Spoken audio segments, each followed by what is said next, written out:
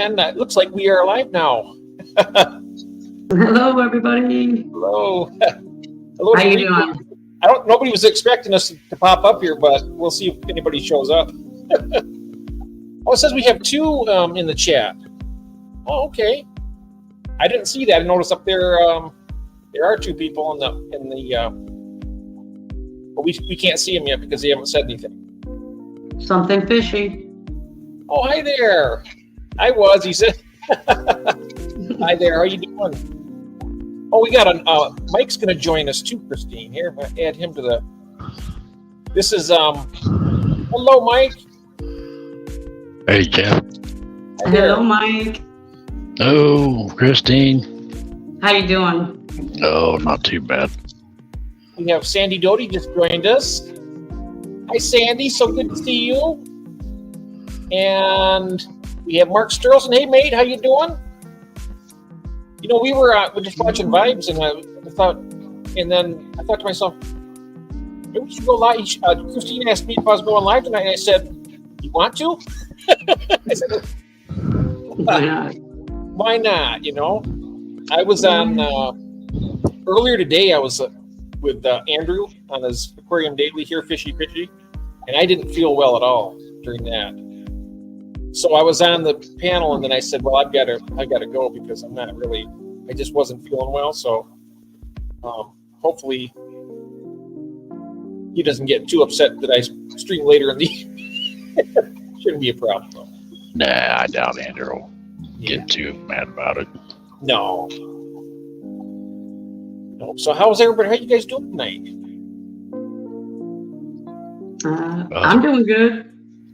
Oh, me too. I just got off the phone with Rocco a few minutes ago. With Rocco? I'm not Yeah, sure. Rocco's Fish Room. Oh, yeah. I haven't seen him in a long time. Rocco? Yeah, he was just on my first live stream Sunday. Oh, yeah, I did. I went there and seen that. Yeah. Oh, that's Rocco. Okay. Yeah.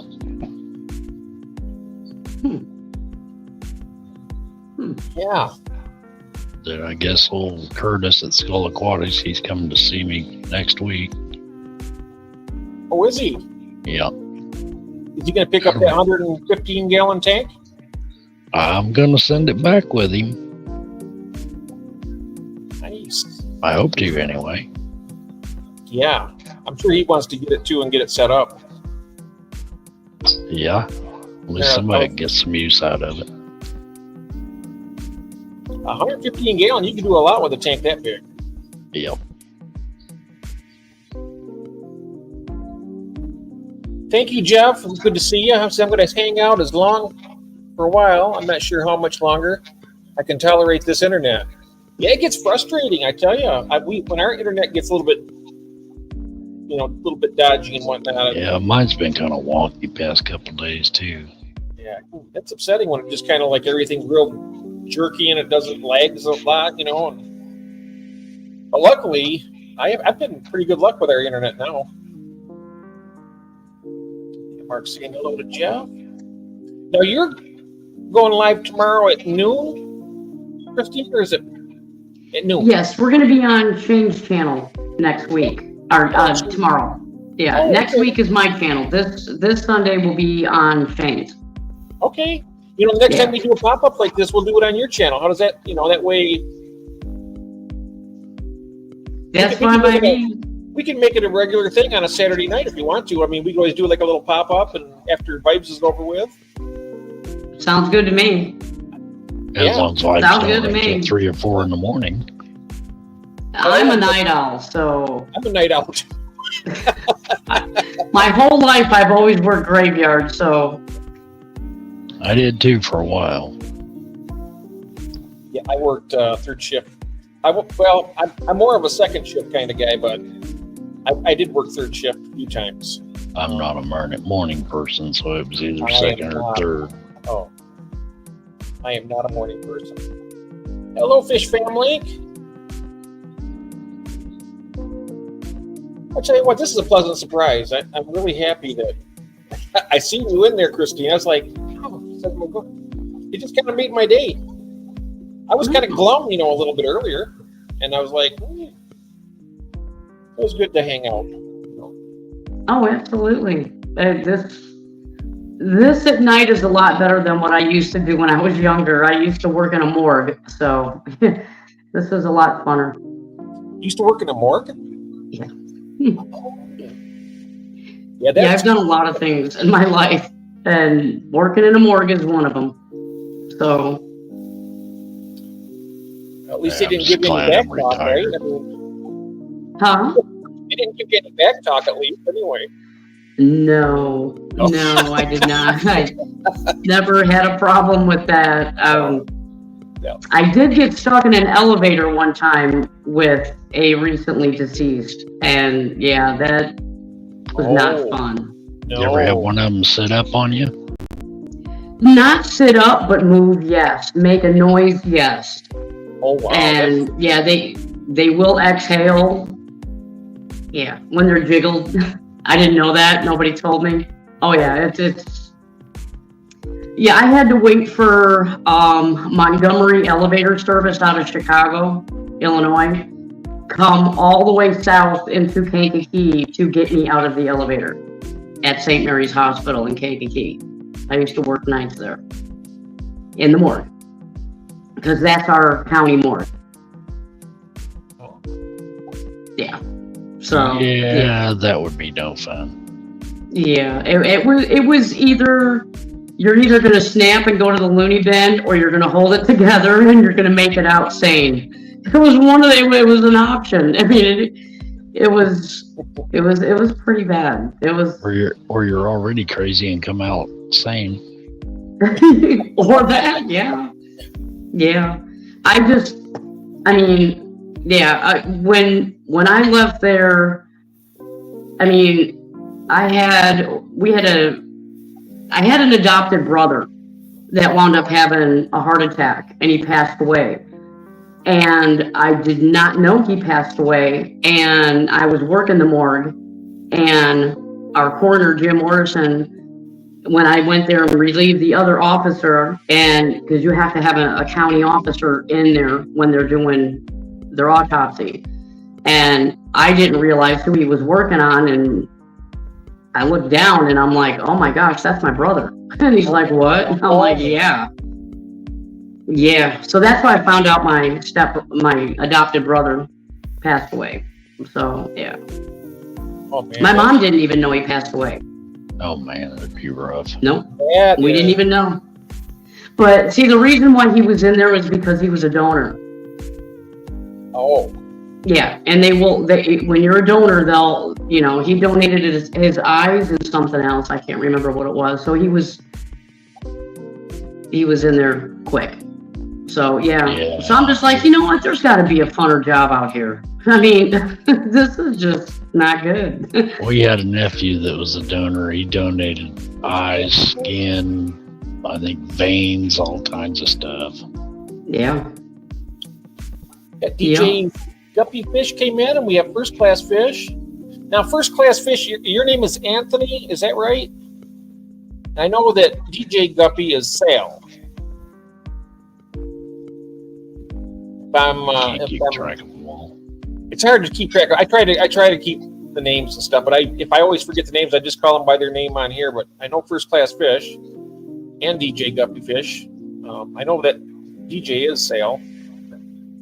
Oh, I was right, Anthony? Okay, good. Give the thumb up on that. Great. Well, I hope everybody's doing good out there. I know I'm feeling a whole lot better than I did earlier today. Well, this heat we've been having, oh my God. But Too early for it. It's been bad.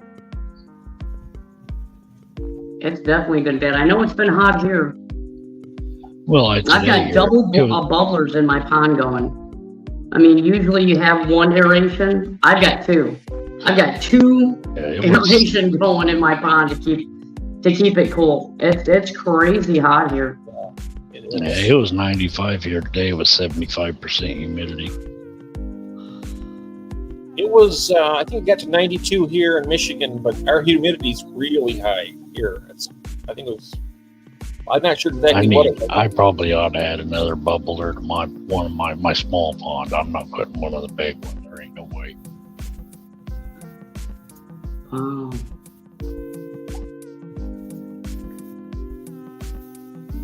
I'd have to use like 2 or 3 blowers on that thing. Yeah. Well, It gets crazy hot if you don't. Now that pond's over like an acre, so Yeah, I don't put a bubbler in my 1/4 acre pond. I only have a fountain run in it. That's it. yeah, I'll run it my 300. I won't put it in that big one. And DJ saying hello to you, Mike, and Christine. Yeah. Hello. I'm gonna have to move this so I can see the chat. Oh. I just pop things up every so often here, and then first class. Well, at least now you're not having to use a magnifying glass, Jeff. Yeah, that's really nice. I do have it here though, in case for nostalgia purposes, somewhere if I can find it. Oh yeah, here it is. I keep it handy just in case somebody misses it, and I can just give them a little That is just so adorable. camera now. Yeah. That is really adorable. I love it. Every time I see you do that, I just giggle. It's just so Reminds cute. me of Sherlock Holmes. I know, it does. It really does. Before I was on this little teeny phone, and it was about, arm's length away from me, and I'm like, okay, so I had to use this to see it. But I went and picked up I didn't went and pick. I ordered it from Amazon. I got a new microphone that has a camera with a built-in microphone, and it's made it's a lot better than, I can see everything now. That's good. Good. Seems a good thing. Oh, we have Witzel. Hey, Brandon. So good to see you, my friend. It's been a long time since I've seen you. Hey, Mark. And Mark Sturlson. Yes. So the heat, with your coin and everything, that's got to, like you said, you got your double bubblers going in it. What happens? Can you put like jugs of frozen, like gallon jugs of frozen water in there to keep it cool? Or I heard of people doing that. You could, but right now mine are staying about 76, and I'm okay with that. Oh, okay. I've got that sun sail. So, yeah, I've got the sun sail over both the ponds in the back. So it doesn't get any sun until maybe about 4 in the afternoon, which it doesn't get much. Hey, we have Craig just popped in. Hello, Craig. Good to see you, mate. Everybody saying hello. That's nice. Well, I'm gonna have to jump off here, Craig or Jeff. Thanks for having me up. Sorry it's so short, but it's been a long day. Been a long day for you. Oh, Right. yes. Understandable. Not everybody's a night owl like me. I'll try. I'll be up till Lord knows how long. 4 or 5 o'clock in the morning. I'll be starting to get tired by that time. Well, like I say, thanks again, Jeff. I'll see you and Christine some other time. Yes, maybe we can plan on it where you can stay longer. That'd be nice. Yeah, I'm gonna try to. Awesome. All right, Mike. Have a great night. Yeah, you too. Good night, Mike. Thank you, Good night. friend. Bye. See ya. See you later. Yeah, I sent him the link in Messenger. I was like, man, do you want to jump up? He says, when? I said, right now. Do that. Yes, now.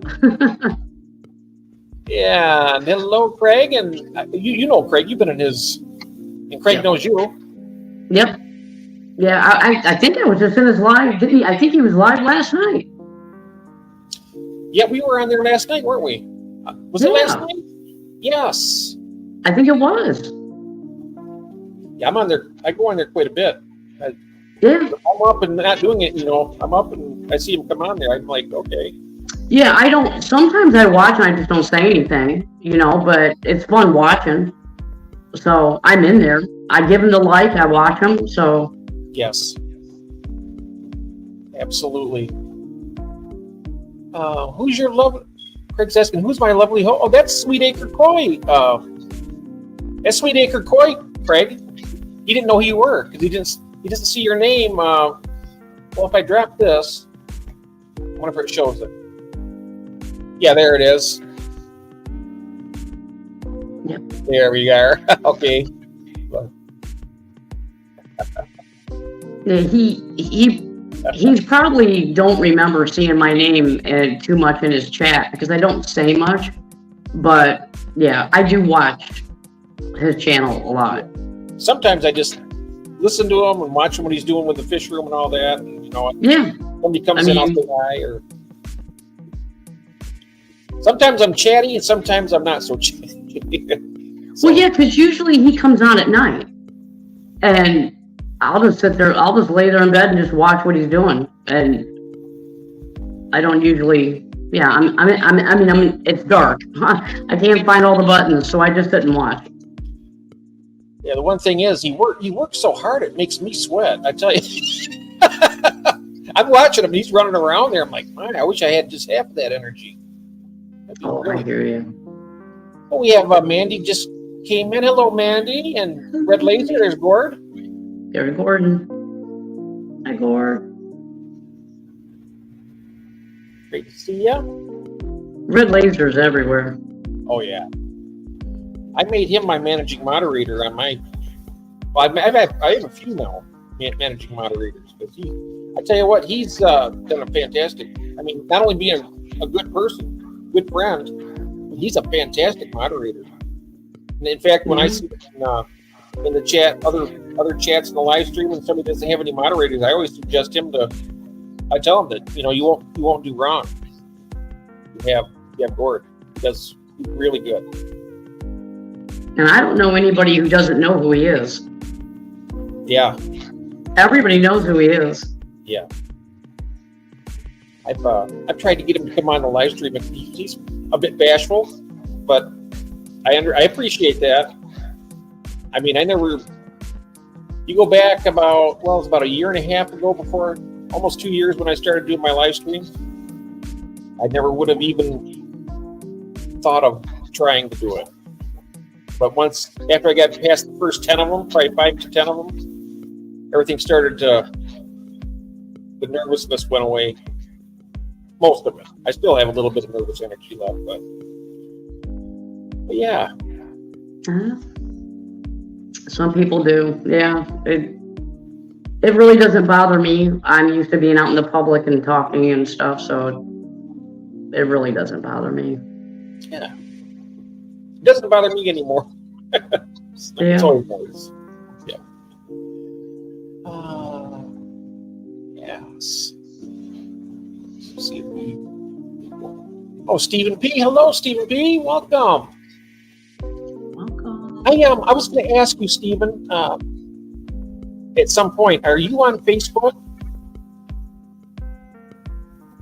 Because I was going to try and talk to you a little bit about merch and stuff like that, because I'm getting ready to start my merch line, a little bit of stuff like coffee mugs and whatnot. And it was suggested that I should talk to you about it. Because I've seen that you got some really nice cups and whatnot, too. I'm going to move this so I can help the channel out a little bit. There we go. I'm going to move this so I can see the chat. Oh, okay. This was kind of a bad setup from the beginning. There we go. There we go. Now I can see the chat. Right? Now I can see what you see. Yeah. Yep, he is on Facebook. Okay. I will. There we go.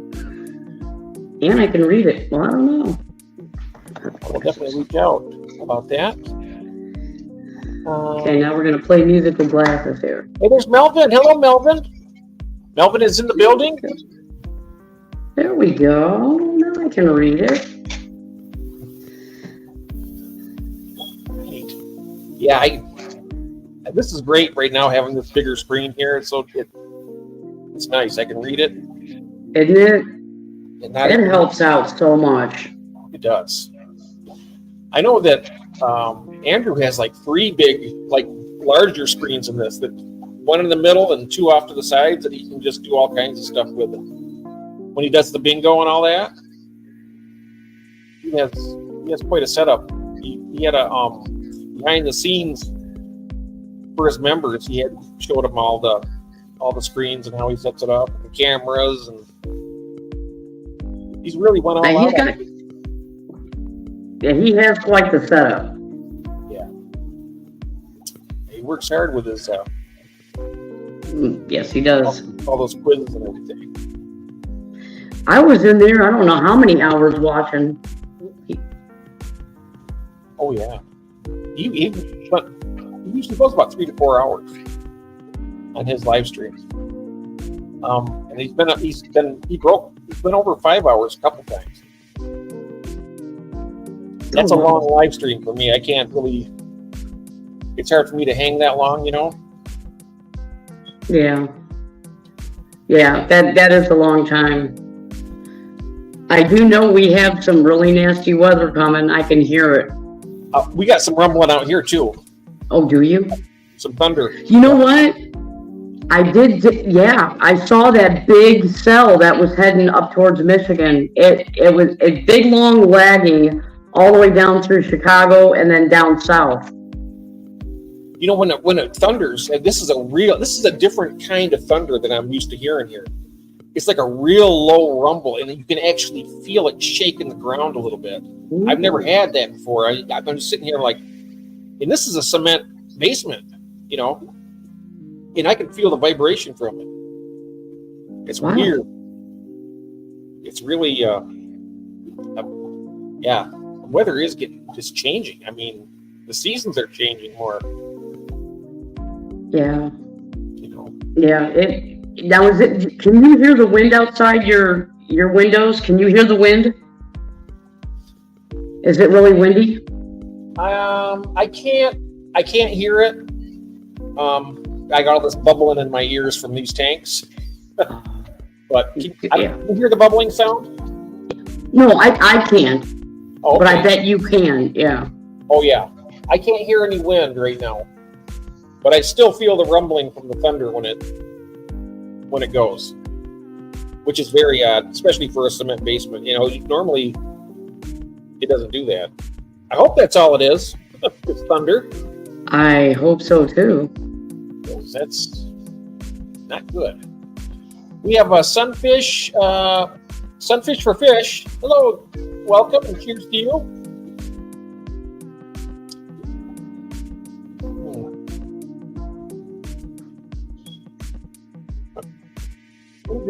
Let's see here. Mark says, when I hear rumbling like that, it is usually my stomach. Yes. Yeah. Oh, and Jeff says the thunder frequently shakes my house. Oh, wow. It's shaking mine right now, I tell you that. Yeah, right now we're getting wind. That's the big thing here that we usually get is that wind. And I did not take that sail down above my pond, so I'm keeping fingers crossed that it's not going to get too bad. Hopefully not. Last thing I need, we had a tornado come through last year and took part of our gazebo roof and ripped it out Ooh. off our deck out back here. And big mess. It came through here and, caused all that damage and everything. And they still haven't got it fixed yet. There's two panels that are like shaped like a triangle a little bit as they go in up to the top. Yeah. But then they come down and they widen it as it goes around. So I got 2 panels they were ripped out from that. And it also broke. We have a power out there, and we have an electric ceiling fan, and that got destroyed too. So wow.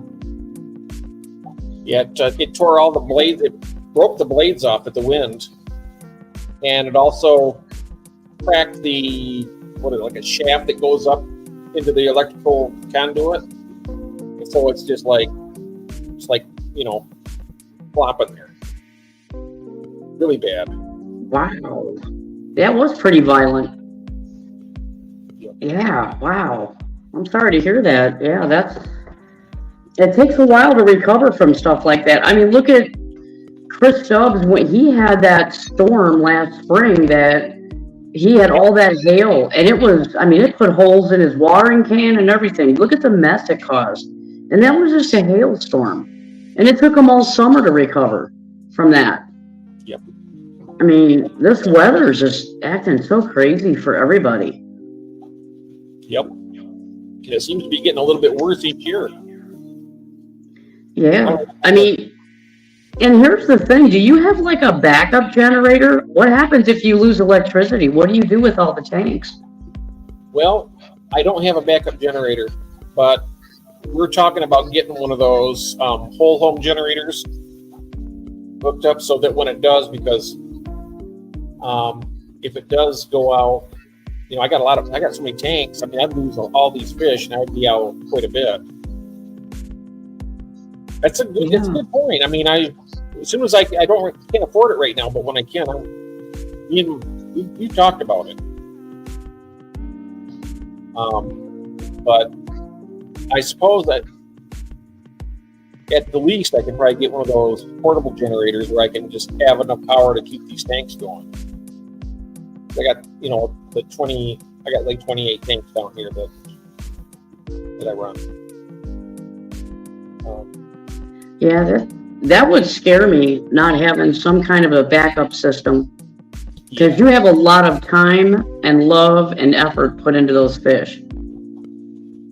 Yeah, we did have a power outage last year. I think it was when we had the tornado. We had a power outage as well, and a friend of mine, she lent me a good sized generator that covered the whole basement here. But luckily the power was only out for one day. She came and brought it from Kalamazoo, Michigan, and then got it hooked up. Her and her husband. Really nice of them to do that. Yeah. And fish were fine. Ran all these tanks just right. Wow. But I think that even with that one day, at that point in time, it was so hot. Without any circulation in these tanks, I probably would have had some losses. I didn't lose one fish. They were without power for about 8 hours before, and then the next day when they brought the generator and I ran it for the whole next day, the day after that, the power came back on. So, and I only had to fill the tank up once with gas, which was good. That's not bad. No, it was pretty efficient. So I think I'll get one of those if I can't get one, because the other ones are like 7,000, something like that, like $7,000 to hook it up. I think it depends on, well, from what we were told when we bought ours, it depends on how big your house is and what you actually want to be able to go on. It goes by wattage. And what they can come to your house and look at everything in your house and say, okay, you're going to need one with this many wattage if you want everything running, or this many wattage if you want just only a few things to run. I guess that's how they do it. So yeah, we went ahead and had one installed right when we moved in, because that's good. There was no way. You can't be out in the country and not have electricity. You can't do it. So we went ahead and bit the bullet. It's the first time I've ever had one. So it's good. We just mine though. I tell you, you get a storm come through, you have a power outage, that's going to kick on automatically, and then you're going to have power when you need it. Yeah. Well, we've already had lost power here. We've been here going on 5 years now, and we've already lost power a few times. And literally, just as it dims down, it comes right back, and the generator's running. Nice. So I don't have to worry about my fish losing air or anything like that. Everything just runs. So thank goodness. Thank goodness. So that is a big peace of mind. It is. Now, is that hooked up to natural gas, or is that propane, or how does that? Propane. It's on propane tank. Okay. Yeah, ours would be hooked up to the natural gas here. which I think is probably cheaper. I think, I'm not sure. It is very cheaper. Yeah, propane gas right now is just crazy expensive. Mm. It is crazy expensive. Just to fill up that tank now is about $1,000. Oh wow! And when we first moved here, well, we had the same size tank at the other house we had, and we were paying $500 to fill it up. We came here, and that's when they said they weren't gonna do the fracking anymore. They weren't gonna do this anymore, and oil, the gas just went sky high, and it's been $1,000 every time I fill it up. Mm. So, yeah, gas went up. That's a lot. It is a lot, especially when you have to fill it up in the winter about 3 times, 4 times. So you're heating your house. Of course, you're heating your house with that too. Then, so Yeah. Oh yeah. Wow. That is gotta be astronomically expensive. It is. Pretty much. It shouldn't be, but it is. We Yeah, have ours it's set pretty- up with our power company that does the gas. We pay all year round for gas, but at a low, it's like $125 a month every month. Because normally in the wintertime, before we did it, we were spending like $300 to $400 to heat the house every month. And with this, it actually averages out to be cheaper for us. Wow, yeah, that is pretty cheap. Yeah, it's nice. Nice way to do it. I'm not sure if it's actually cheaper or not, but it's actually easier to pay the $125 a month than it is, $400 for a few months. Yeah. So, Yeah, oh, absolutely. oh, the Oscars is here. Hello, June. Hi, June. So good to see you. And Juanita. And Juanita, yes, yay. I remember your name. Oh, she said, hi, ours is hooked up to propane and is expensive, but peace of mind is so worth it. Yeah. Exactly. You believe me, knowing that if you do lose power, that your fish are okay, it's just one less worry. Mm-hmm. And let's see what first class is saying here. Let's see. Man, that sucks. We were during the big blackout a ways back. For 4 days, everyone around us, they actually forgot our... Oh, wow. That's terrible. How do you forget somebody's street? Yeah, That's horrible. It is horrible. Especially when you're dealing with, people's lives. Craig is asking you something.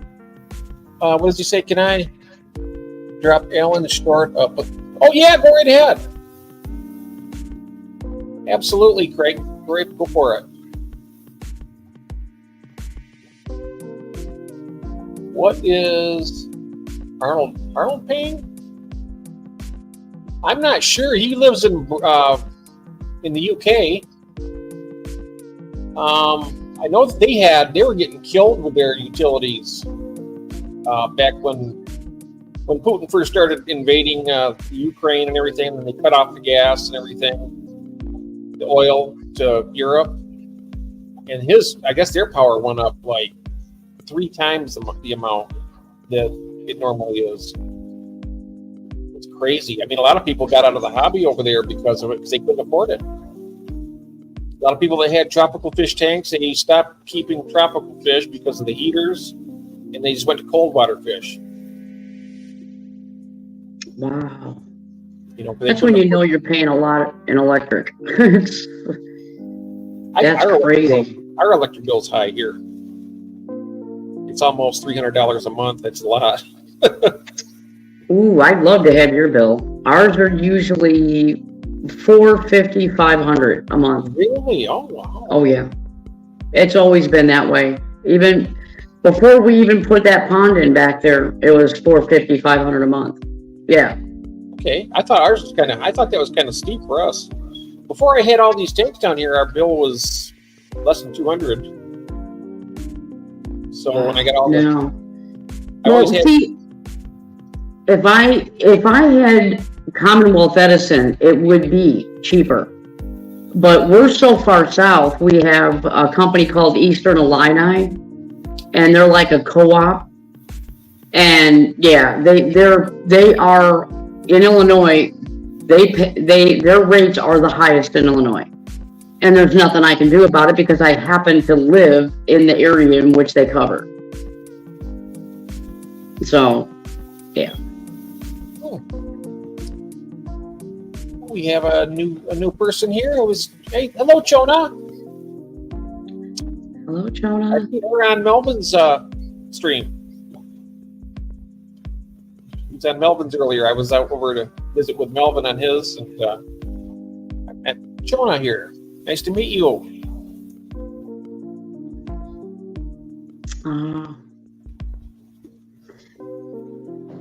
Yeah, we had our Father's Day party today because of how, my husband worked so many hours that there was just no way we could schedule it on Father's Day. So we had to wait until today to have it. And even through Father's Day, I'm like trying to support everybody. I was listening to The Cave with Rich and Ivy, and then I went over to Amy's. She was cutting some, I think it said prayers. Oh gosh, what did that? She was making a sign with her scroll saw, and her name's Amy McFarland. She does all the woodworking, and yeah, it was a beautiful thing that she was cutting. So I was in there trying to support her in there. And then I saw Vibes was live, so I wanted to go in there to support him. So I'm sitting there. I've got lives running and everything. Well, I've got a party going on. I'm just trying to get everywhere, trying to support everybody. Because you feel bad when people come and support your channel, and you see their names and they're commenting and watching your content. You want to go to their channel and watch them and support them. And it's really hard. The more your numbers start climbing, it makes it really hard to keep going to everybody's channel, because it seems like there's so many people going live at the same time. And then you're trying to bounce. I only have two ways that I can watch a channel. I can either come up on my computer and watch it, which means that I'm pinging on my Wi-Fi, and I'm only allowed 50 a month. Oh. So I can't go over 50 G's a month on my Wi-Fi. Oh. And they won't give me any more G's. I guess apparently it's a government thing. Verizon's not allowed to give you any more than 50 G's on your jetpacks. Oh, I see. Yeah, so after the 50G, it's so slow, I can't even really pull up anything. So I'm really careful how much I watch on my computer, because I'm only allowed so many. Oh. So my phone is really basically my only means of watching lives. But I will pull them up on the computer every now and again if there's two people going live. But yeah, it makes it really, really hard sometimes to watch every person's. I try the best I can. Oh, you do. I mean, like I say, I a lot of people come and watch me. I get around as much as I can, but you can't be everywhere at once. You can't. It's hard to. I get on and I try to support. I do the best I can. But I was going to mention about the internet. We have really good internet here. That's one thing I got to say, and it's cheap too. We got through MetroNet. It's fiber optic. Yeah, you do. Fiber optic, and it's only like $89 a month, and it's unlimited. Oh, I don't even want to hear it. It's like one. It's really blazing because Kathy has to use. She does a lot of video editing and stuff for her clients.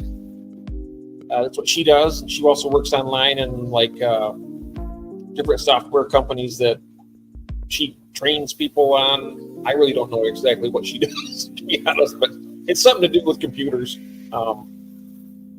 And That's funny. she needs that. She needs that extra speed and power and everything. So we got really good internet. I'm down here in the basement, and the thing's way upstairs in the bedroom where she works at most of the time. And it reaches everywhere in the house. I can even go outside out into the driveway, like the end of the driveway, and I can still get nice Wi-Fi. My goodness. I envy you. Now we have Wi-Fi everything out here. We're out in the country, and sometimes you get a signal, sometimes you don't. It's a crapshoot.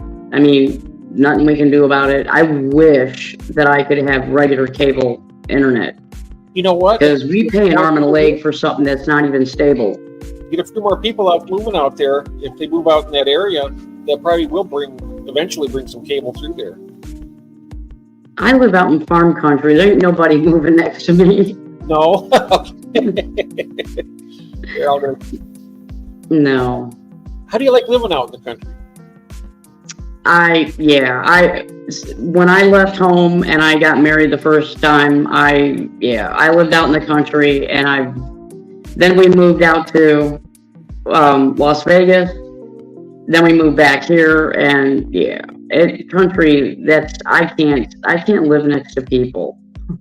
I love people. Don't get me wrong. I love people. Yeah. But I don't want to live next to them. Yeah. I tell you what, when I was little, when I was a young boy, we lived out in the country, and that was like a dream come true. I mean, it was so nice out there. And then, right now where I live in a subdivision, so I got houses on both sides of me, but we got about maybe 30 feet in between each house. So it's not like right up next to each other, but you get neighbors like I have over here next to me, and it's like not ideal. My closest neighbor is 3 miles. Oh, you're so. If I had 3 miles distance from Wally next door over here, I tell you what, I'd be happy. Yeah, he's exactly. That's what I'm saying. I mean, I know when we lived in town, when we first moved back from Vegas.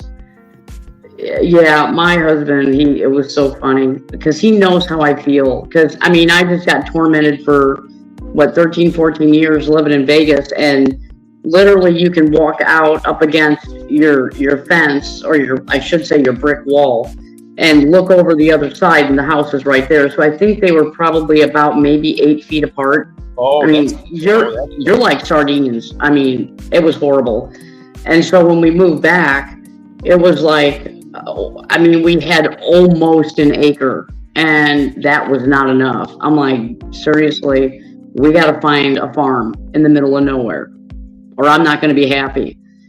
And, we're one of these people that believe in, like a good neighbor, stay over there. I mean, I know that State Farm is there, but we say stay over there because it's just we like our privacy. We like our, Well, I'll tell you a short story here. I'm going to try and keep it as short as possible. Our house was built in 2007, okay? And it's our first home. We've always rented, and now we bought this place.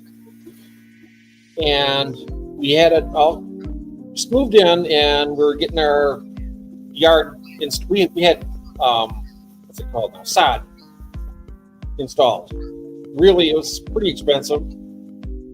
And then this is a brand new subdivision where we're at. It was back in 2007 anyway. And next door to us, I seen that they were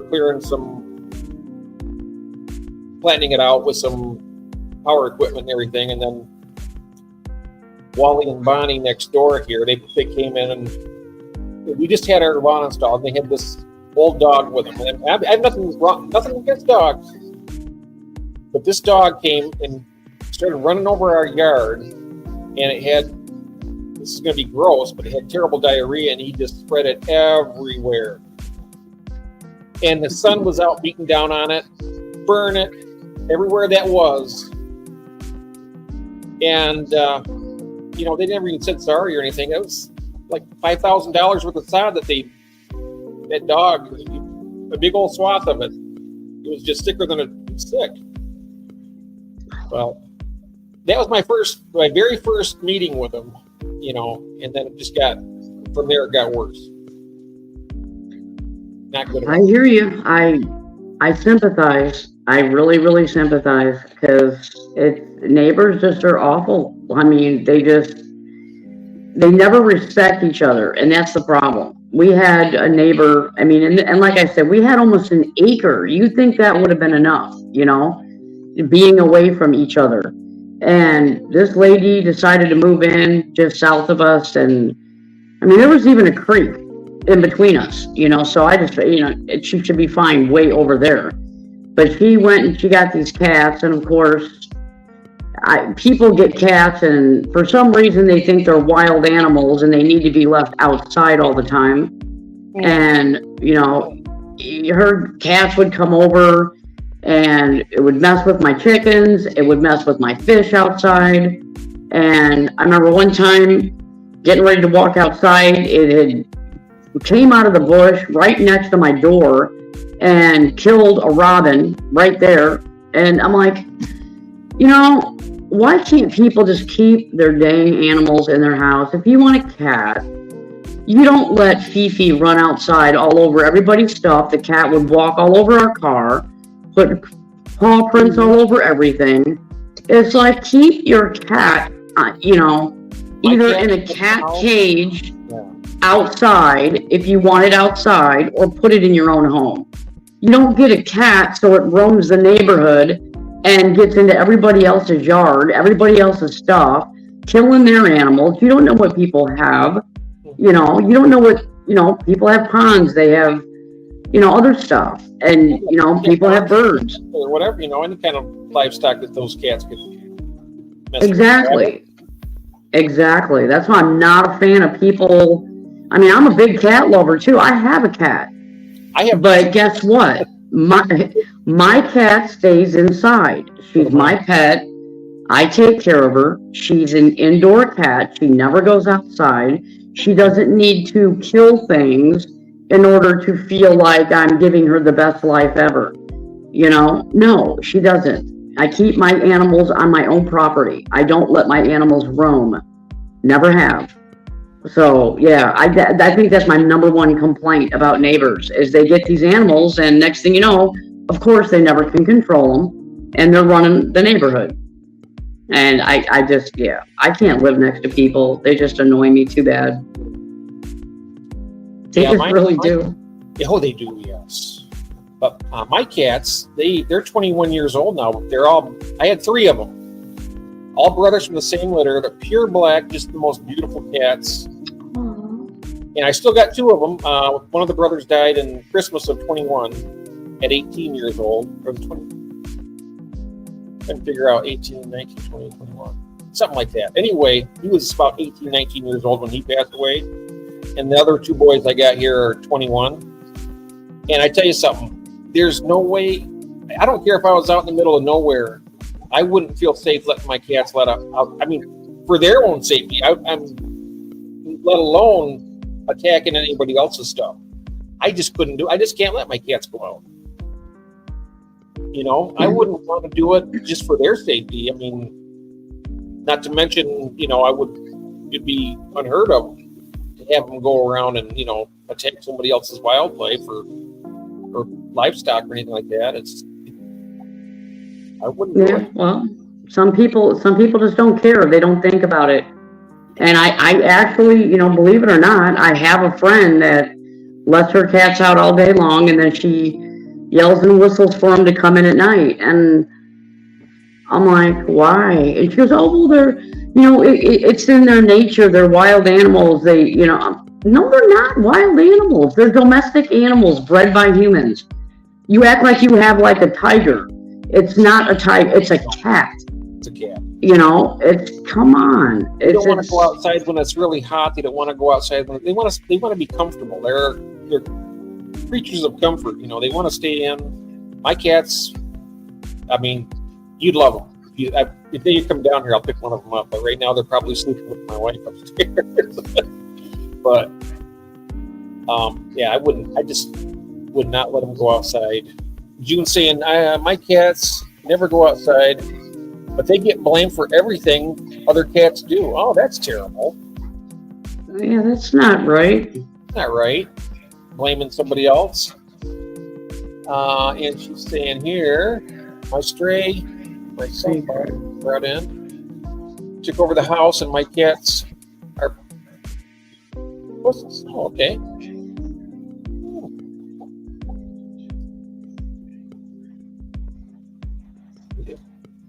Some people shouldn't let animals full stop. Yeah. Yeah, that's true. I mean, if you can't, they're not being taken care of right. Well, the girl that I live next to in town, she had a few chickens too, and she had this duck, and she called it Queen Bee. And this duck would go everywhere with her. They drove it around on their four-wheeler. When she'd go outside, she'd call it, it'd come up and everything. And of course, the neighbor's dog that she has that she lets just run everywhere, the dog came over to my neighbor's property and killed the duck. Oh. Yeah, her son was just devastated, absolutely devastated, because they, like I said, they did everything with this duck. And it was so tame, it loved everybody. And yeah, I'm like, it's ridiculous. This is my biggest complaint with people is the fact that they want all these animals, but they don't know how to take care of them. And it's not the animal's fault. I don't hate the dogs. I don't hate the cats. It's the people. People annoy me. I have no tolerance towards that at all. Mm-mm. And believe it or not, out here in the country, if anybody is watching this stream later after it's ended, please don't come out and dump your cats out in the country. Nope. I know you think that, oh, well, I can't take care of this cat anymore. I'll go dump it out in the country and then it'll become a barn cat. No, it becomes coyote food. Please don't do that. Please don't do that. Yeah. Because you're not doing that cat any favors. Try to find a home for it. There's Facebook Marketplace. There's all kinds of stuff. You can find a good home for your cat. Don't come out in the country and dump your animals out here. That's not fair to your animal at all. Please don't do it. Sorry, I had to say that. Oh, no, that's fine. That's fine. You're absolutely right. I mean, yeah, I just can't see how, I always feel bad if I'm like driving in the city or something. I see that in the wintertime and I see these cats slinking across the street and they're freezing. They're out there just scrawny and, cold and wet or whatever. And it's just not right. No, it's not. And we just had somebody do it. I mean, since I've been here, we've had it happen a few times. And now somebody else just dumped a cat. And it's a really cute cat too. It's black and it's mostly black and then it turns white, but it's got a mustache just like yours. I'm not kidding you. It's right underneath its nose. It's like got that mustache, and I'm like, oh my gosh, it's living underneath my porch, and it's really shy. But he does look like you because he's got the eyebrow thingies, and he's got a mustache. It looks just like you. Oh, okay. I'll have to get a good picture of him for you and do a little video, a tribute to you. Oh, nice. He is cute though. He's cute as can be. Oh, that's great. Oh, it says here, thank you for subscribing, Chona. That's very nice.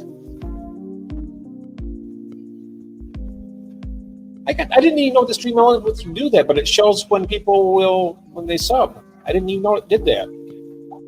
That's interesting. Ah. I never paid attention. If you ever want to get Stream Elements set up too, I can help you with that. It's easy and it's really nice. You can put up little messages like saying thank you for being here and all kinds of stuff, and it's really kind of handy. I know Shane is working on it on his end. Oh, he's good. Yeah, he's been working. He's doing what I do with mine. He does some stuff where where we'll talk to you. Yeah. Put up. That man is so smart when it comes to, Oh, he is. wow, he amazes me of the his ability that he has with computers. He can figure anything out because literally what he does all day long is research. That's all he does. I mean, Yeah. if he doesn't know the answer, he will find it. Yeah. He does. Yeah, he's very good. He is. In fact, I was talking to him. I said that, I got my laptop here that's working for me right now. And I said, maybe eventually I'd like to get a desktop computer or something a little more power or whatnot. And he said, let me know when you're doing it. I'll help you build it. He says, he can walk me through it. And I was like, oh, wow. Okay. And he can. Some places you can actually build, you can choose your own components and have them build it. He says, let me know and I'll tell you what to get. I was like, okay, do that. Yeah, he is very knowledgeable when it comes to that. When he was doing our intro, he's like, okay, you don't like this? How's this? And then he'd show us and we're like, wow. And he's like, you want it longer? Yeah, okay, did it? And then there you go, it's longer.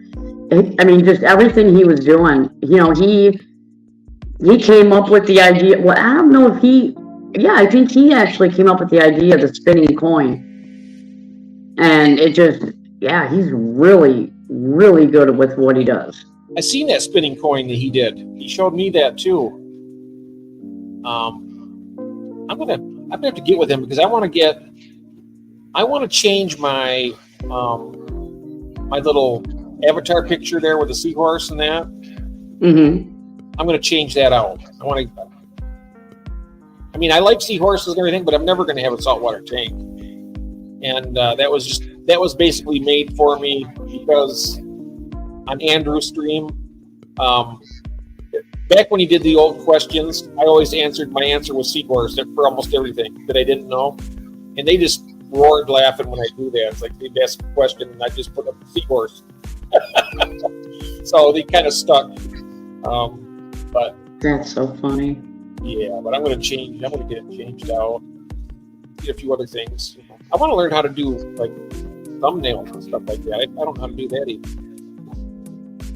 Oh, he can show you how to do all that. Trust me. He's really good at explaining things too. He doesn't explain it to you so it's going over your head. He definitely knows how to talk to you where you understand what he's saying. And he shows you. So, yeah, he's definitely the guy you need to connect with when it comes to that. Yep. And Melvin's saying Seahorse Jeff. Yep.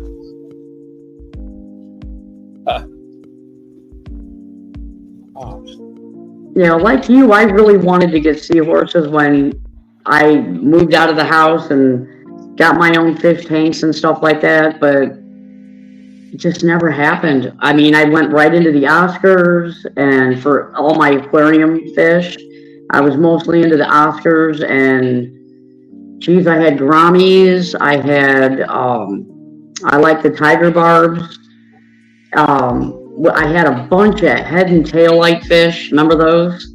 Oh yeah. I had a bunch of those. You don't see those very much anymore in the pet stores. The head and tail light fish. Nope. We have Deb's Aquapets that just joined us. Hello, Debs, from the UK. Hi, Debs. So good to see you, Debs. So right now in the UK, what is it? 6:20 in the morning. Ooh.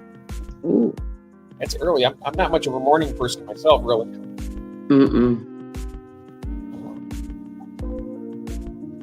Yeah, I don't get up early either. Sorry, I'm not a morning person. I'm resorting right back into my midnight shift that I used to always be on. I'm usually waking up about 10:30, 11 o'clock in the morning. Yep. That's about Same what I do. here. I can't really go beyond that too much. I don't know why. I'd like to be able to sleep past it, maybe sleep until, closer to noon, but I'm always up by 10, 10, 11.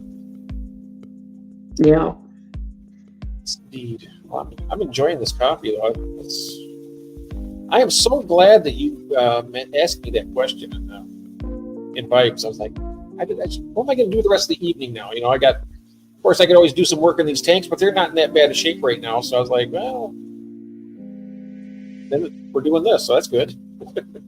Yeah. Yeah, I just wanted to know who was going live so I could just get on and just chill out after the party and watch a live and, you know. How did the party go for your husband for Father's Day? Did he have fun? He had a blast. I wound up getting him a metal detector. Ooh, fun. Yeah, because he's always wanted one. And the other, you know, I mean, yeah, I wanted to get him a metal detector. And he had such a good time out there with the family, and everybody was running around. And as soon as that thing would go off, he had all the kids wanting to dig. And so, I mean, he didn't have to even dig. He just said, oh, there it is, dig there. Oh, okay, there it is, dig there. So, yeah. I don't know if he's going to find it that much fun once the kids are gone and he has to be the one digging when he finds some. I don't know. But he had a blast. He'll bring it out then and say, okay, let's go dig up some stuff. That's a really nice gift. I mean, that's very, I can see that would be a whole lot of fun. I can just he's liking it so far. Good. Very good. We have somebody here I don't recognize. JG. JG. The Incredible Mr. Limpet, the great. I've seen that from 1960. Yeah. With Don Knotts. Yeah. Yep. That was one of my favorite shows. Yes, that was a great movie. That one and there was another one. You remember the one? I can't remember the name of the movie, but it's where that swordfish jumped out and stuck in the guy's chest. What was that? Do you remember that? Oh, yes, I do. Comedy, but it was a big swordfish that jumped out of the water and kind of went right through this guy's chest, and he's like, but it wasn't like a lot of suffering or anything. It was just. I wonder if anybody in the remembers that. I can't. I know I've seen it, but I cannot remember what show that was. It was an old one. It was good. Yeah, somebody will look it up and tell us, hopefully. But yeah, The Incredible Mr. Limpet. Yeah. There was another one he did. Oh gosh. He did it in he was a reporter or something, and he had to spend the night in that house. It was a scary, spooky house. Oh gosh, I can't remember the name of that one either. Yeah, I can't. It came out right around the same time. It was back in the 60s it came out.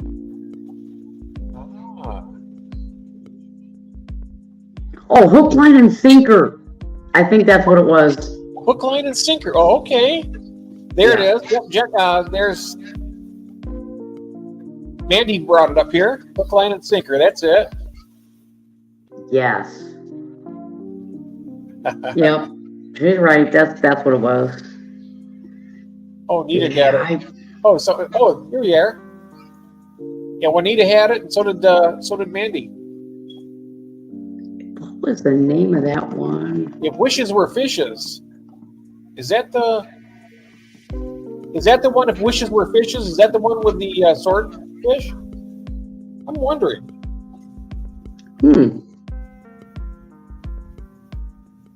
It'd be interesting to find out. Yeah, I can't. Well, let me see. Hey Siri, if Wishes Were Fishes. Yeah, I'm gonna have to move this so I can do it this way here for a second. I'm just taking a look here to see if I can find it. No, not finding it. Okay.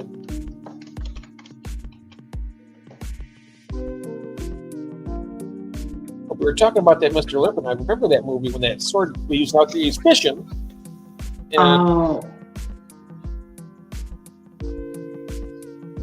Okay, the one I was talking about was the Ghost and Mr. Chicken. Was the what? The Ghost and Mr. Chicken. The Ghost of Mr. Chicken. Ah, okay. Yeah. I might have to check on, what is it, Turner Classic Movies, to see if I can find that.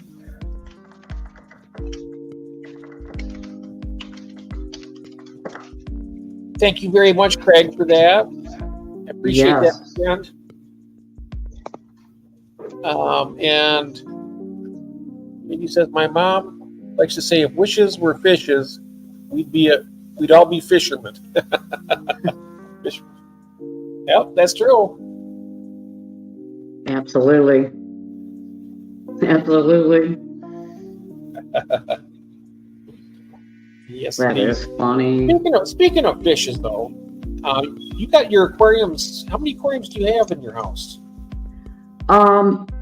Just one. When I moved here, I had the 185. 185? And yeah, Wow.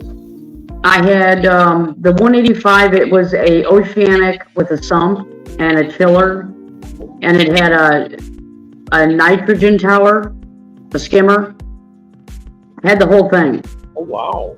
And that's where I had the koi. My husband bought that tank because when we took the koi out of the small pond in the front at our other house, we put it in that tank in that 185 so that way he can build the pond down in the basement for them to go into because they were way too big for the pond outside. So he built me a huge pond in the basement to put the koi in. And then they started outgrowing that. Oh, wow. So we were looking for a house to buy out in the country with a big pond. And we found a couple of them. We didn't like them. We found this one and we loved the house and the pond. But there were so many cattails around the pond, we couldn't see the pond. So we knew that it was going to take us a lot of work to get all them cattails out of there. But we went ahead and bought it and put the fish in the pond. And that's how we wound up here. So, yeah, if they outgrow that 1/4 acre pond, then, yeah, I don't know. I've seen some big whopper koi. I mean, I'm talking some massive fish. How big do they get? I mean, you know what the maximum size is about? Or? Well, yeah, there's koi that are over 100 centimeter. I mean, they can go, I mean, I think 115, I think is the biggest one, somewhere around there. 110, 115 or something like that. But, you know, most people are just going to buy like a Petco koi and they're going to put it in a pond, which is what all mine are out in that pond. They're all Petco koi. They were all like 10, 12 bucks. And the biggest one I got out there is 3 feet. 3 feet long. Yeah, that's the biggest one out there.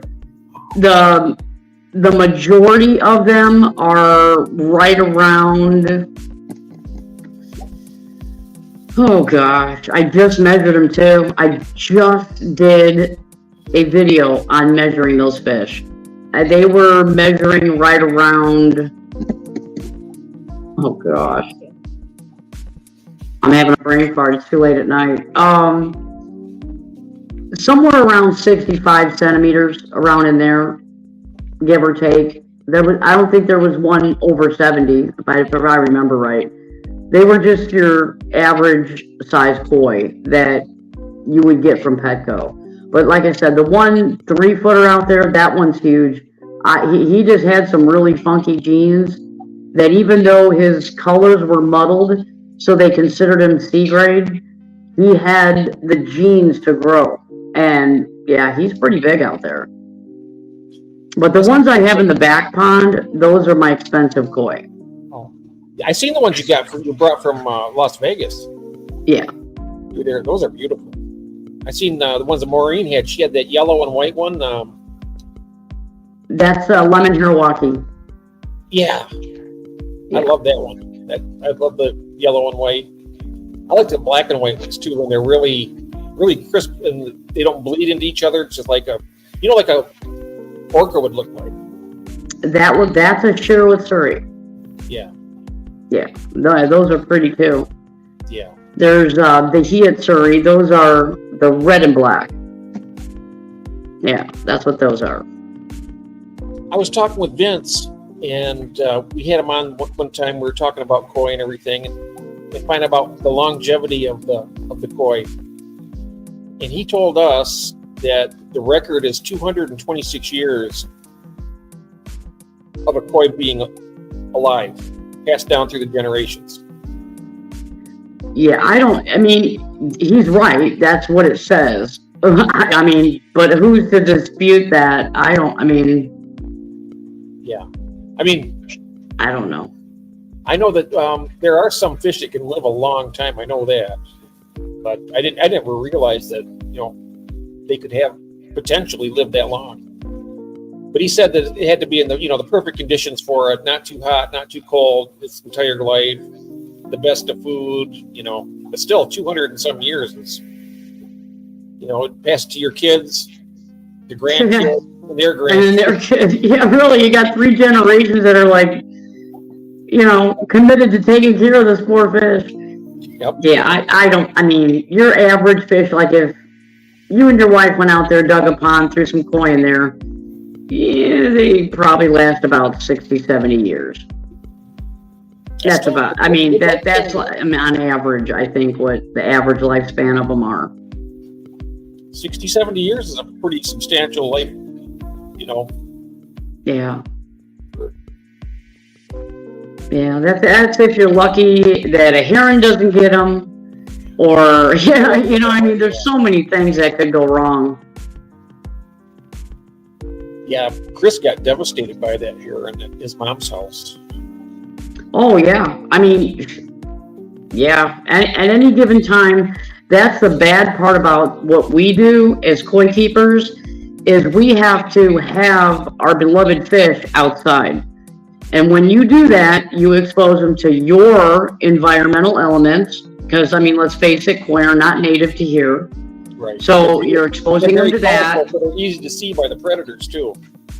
Exactly. We have otters. Ospreys and all that kind of stuff. Every bird of prey you can think of will prey on them. You have your otters. You have your mink. You have your regular house cat from, Susie's house down the road, who decides that she always wants to leave her cat out. You have dogs. Dogs will go jump right into a shallow pond and pull them out. Oh, yeah. Scooby snacks. Oh, yeah. Yeah. There's literally predators everywhere. Speaking of predators, I want to show you this little guy. Come here. Oh, did he come in? Yeah, he did come in. Come here over here, honey. Come on over, see Daddy. Come on. You gonna come over? Oh. Hey, come here. Here he is. I got him. Here's my little boy. Yeah, this is Klondike. Yeah. Oh, he is adorable. He is. Oh, he's kissing my arm. Oh, look at him. Oh, little lovey dog. 21 years old, but he's doing good. He still plays like a kitten. He's doing really well. See, how you doing, everybody, honey? See, he's a little camera shy, I think. Aww. Look at that beautiful eyes, though. Oh, he does have beautiful eyes. He is. This is basically. We have 2 of them left. This guy right here stays with Kathy the longest. He's her cat. He loves me too, but if you had to choose between the 2 of us, it would definitely be Kathy. And then mine is the other one upstairs. He hangs with me all the time. But every once in a while, they swap. So apparently he decided to come down and see what I was up to. Oh, You good boy. Oh. Yeah. Yep. It's funny how they pick favorites. Oh, they do. They pick the favorites. All I know is that they're the masters, and I have to do their bidding. Exactly. That's the fun part about having a cat. Oh, yeah. You have to earn their respect. Yep. Dogs have masters. Cats have, what is it? Staff. Yep. Cats have staff. Yeah. Yeah. Yeah, I don't know about your cats, but my cat, Casey, all she wants to do is hang around my neck constantly. Oh, Constantly. That is like her favorite position. It these gets guys very lay across hot. my throat when I'm laying in bed. They'll lay. I mean, they'll be right across my throat. His Oh head will my be here, gosh. and he lays like I'm like that. It makes it hard Oh to my move them, though. gosh. But they get so comfortable. I don't move them. I'm like, they do what they want to do. Pretty much. Pretty much. Yeah, she always just jumps up on my shoulder and then puts her head around and then she'll just lay there. 2 feet here, 2 feet here. Her tail smacking me in the face. That's her favorite place to be. Yep. It is great having them, though, I tell you. Oh, they are. They're hilarious animals. I mean, the dogs will walk by and she'll see them coming. And as they're just walking past her and they're not even doing anything, she's like, whack. She'll smack them right in the face or they just look at her like, yeah, whatever. They just keep walking. But yeah, they do that. I mean, they're stinkers. They'll sit there and they'll have something and they'll be pushing on it and you're like, don't you do it. And they look at you like, yeah, and they just keep pushing it, knock it over. Casey does it all the time.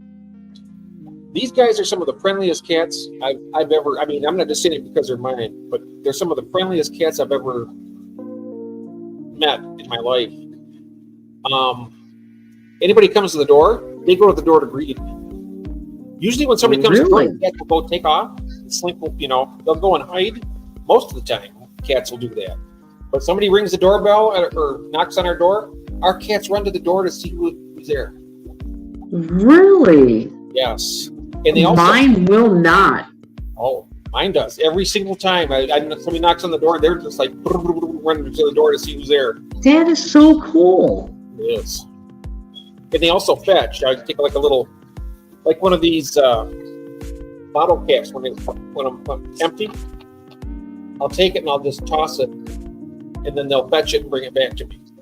Oh my gosh, that's funny. They do that. I had the one that passed away. Klaus was the best. His name was Klaus. We have Klaus, we have Tink, and we have Klondike. That was Klondike, the little guy I had here.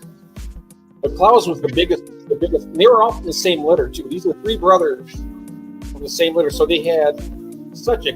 I mean, they love each other so much. They're just a close knit brotherhood.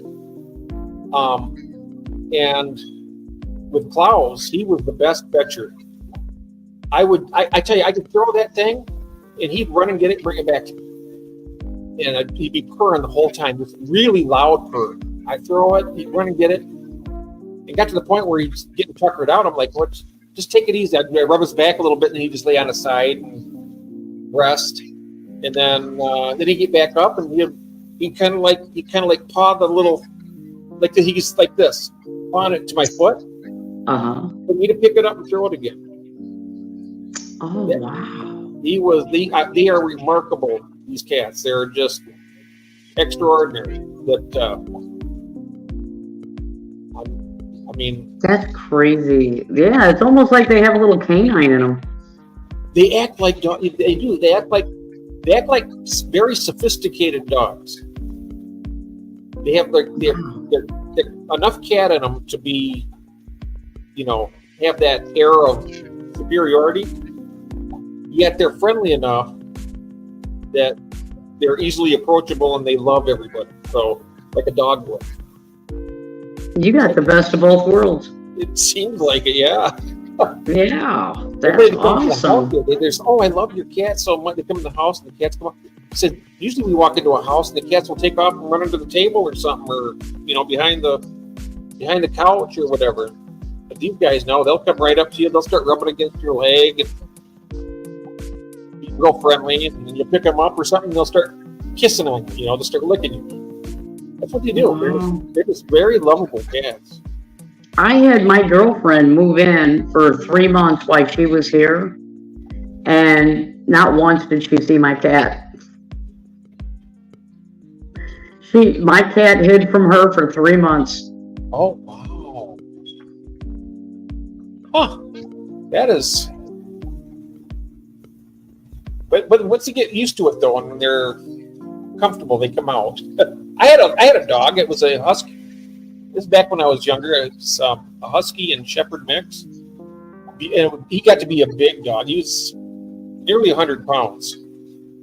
Beautiful dog too. He had his ears didn't stand up or anything, but he was when I first got him, he was so shy.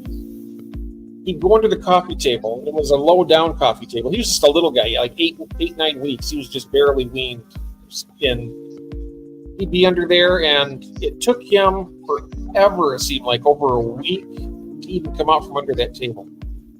Oh wow! And I remember one time I was there on the floor, and I was worried about him. I think how old was I at the time? I'm trying to think now.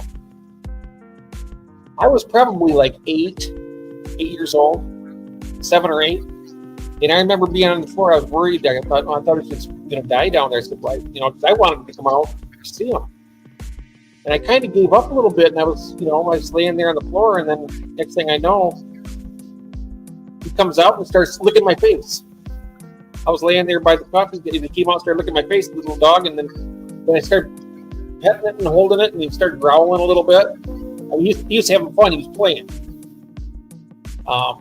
But yeah, it took him a long time to get to the point where. Wow. But he was a great dog. Wow. When did you get him? When he was a pup, or? Yeah, he was a pup, just like 9 weeks old. He was just a real tiny little guy.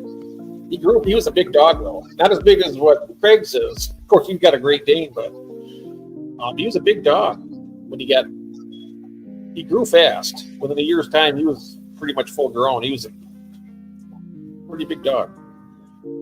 But he was so scared when he first got him. He was so scared and shy, but he was when he came out of his shell, he was nice to everybody. He was a good dog. I've had really good luck with my pets, I tell you. I don't think I've ever had a bad one yet. Man, you're lucky. That's good. That's good. Yeah, I know. I saw Craig playing with his dog last night. Yeah. Everybody in the chat was like, he wants his ball. Oh, yeah. I remember that. Yeah. I like watching Phantom. He's, let's see here. He just passed. What dog passed? Dog just passed. Oh, for dog. Oh, not Phantom.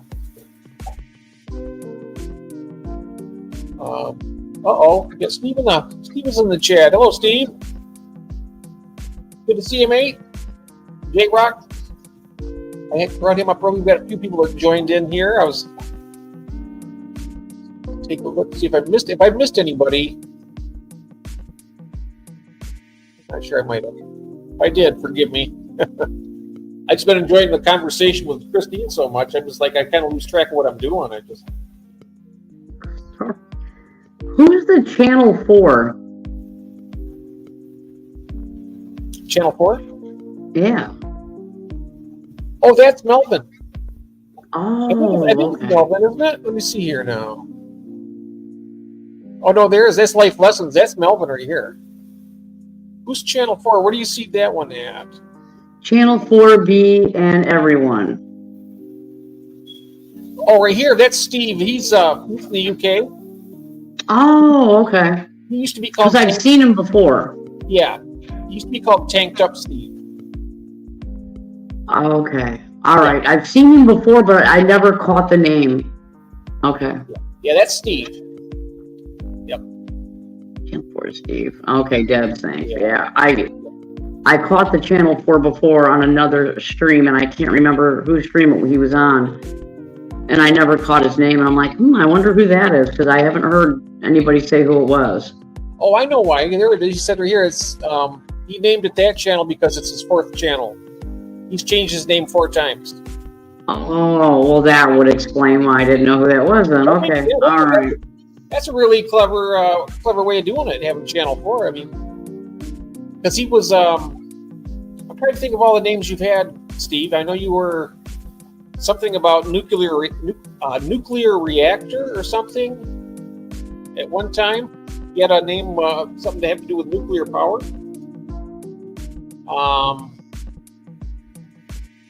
If I'm not mistaken, it was interesting though. You have different names, but that's his original avatar right there. That fish. Oh, okay. And I remember when Andrew started his live stream way back in the very beginning. The very first one was going to be a collaboration. They were going to do live stream together. And that's where I met Steve at, is when I seen that. I seen them because they had Andrew's yellow fish and I had Steve's fish here on the same screen. And it was, I was like, oh, cool. Oh, okay. Previously, there he is. He's got some great fish too. He's kept a lot of nice tanks and stuff.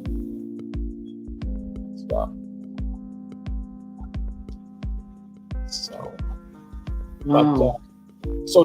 Yeah, is it Oh, he's saying tanked up. on Shane's and Hertz Koi is where the stream's going to be at? Yes. Hertz Koi. I'm wondering. I'm see if I can. Do you want to?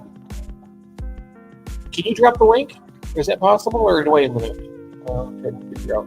If somebody out there could look up Hertz Koi, Shane, and if you could drop his link into the chat, there's going to be a live stream at 1 p.m., which would be 6 p.m. in the UK.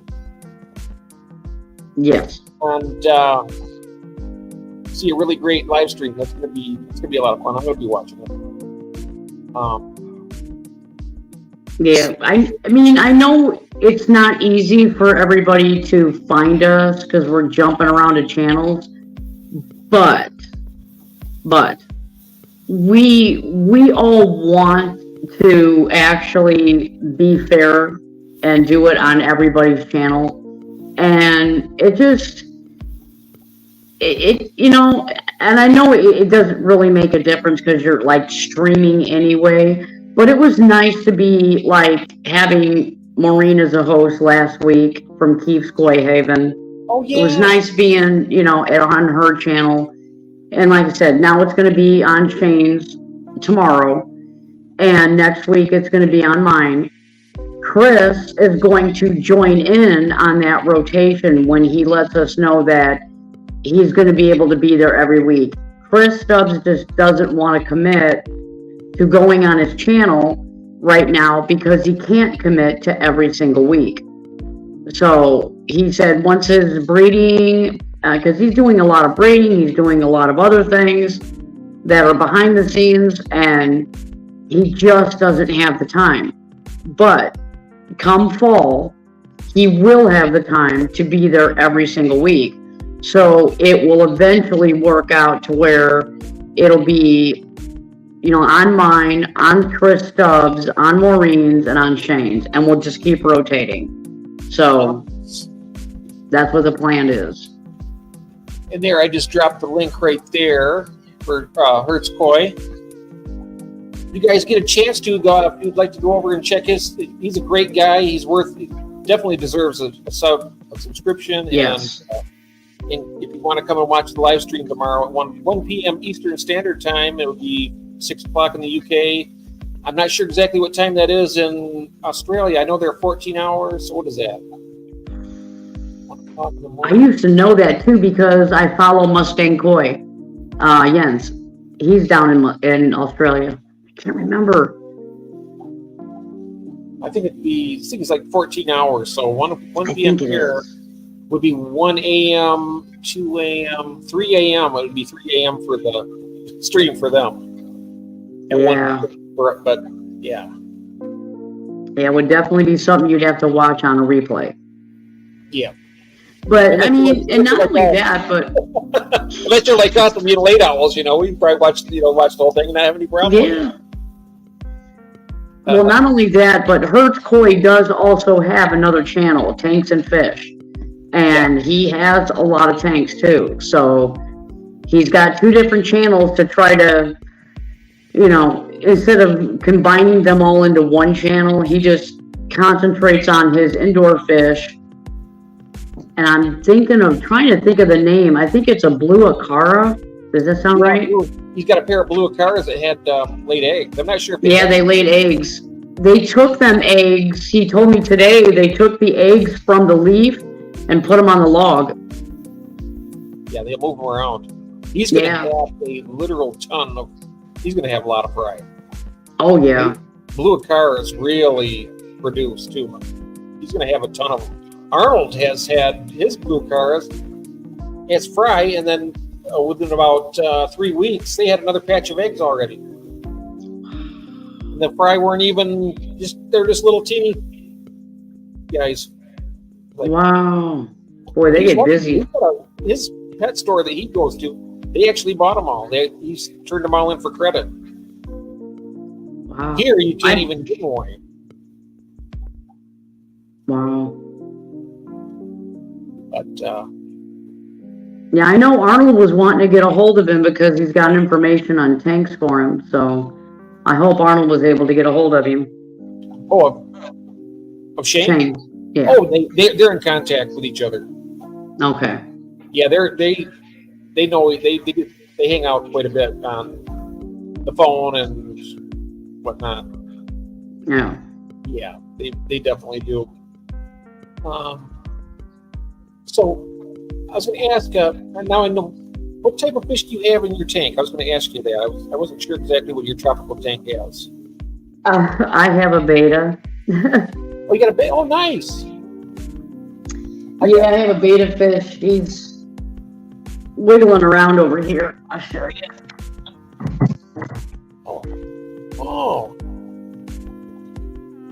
Oh, wow. It's a beauty. Yeah, that is a half moon Dumbo. Oh, yeah. Beautiful. That is a beautiful betta.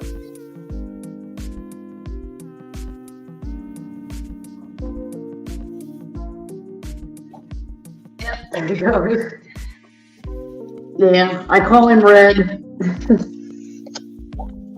That's a beauty. Arnold, just because I can't come, I don't think of really good names. So his name's Red. Big Red. Big Red? Yeah. He's a good fish. I mean, he's really good. He knows the sound of the chair. And so if you move the chair, he knows that his food comes after. Every time I come in here, I make sure, even if the chair is tucked in, I'll still move it a little bit. And then he's like, oh, Mom's here. And he comes racing up to the top. And I usually feed him, I get a little bitty scrape of the frozen brine shrimp. And then I give him just a little pinch of that. Yeah. He does not like this at all. I don't know. Can you see that? No, you can't. There we go. Oh, yeah. Yeah, for some reason he does not like that. I don't know why. But it's more like a pellet. It's called extreme betta pellets.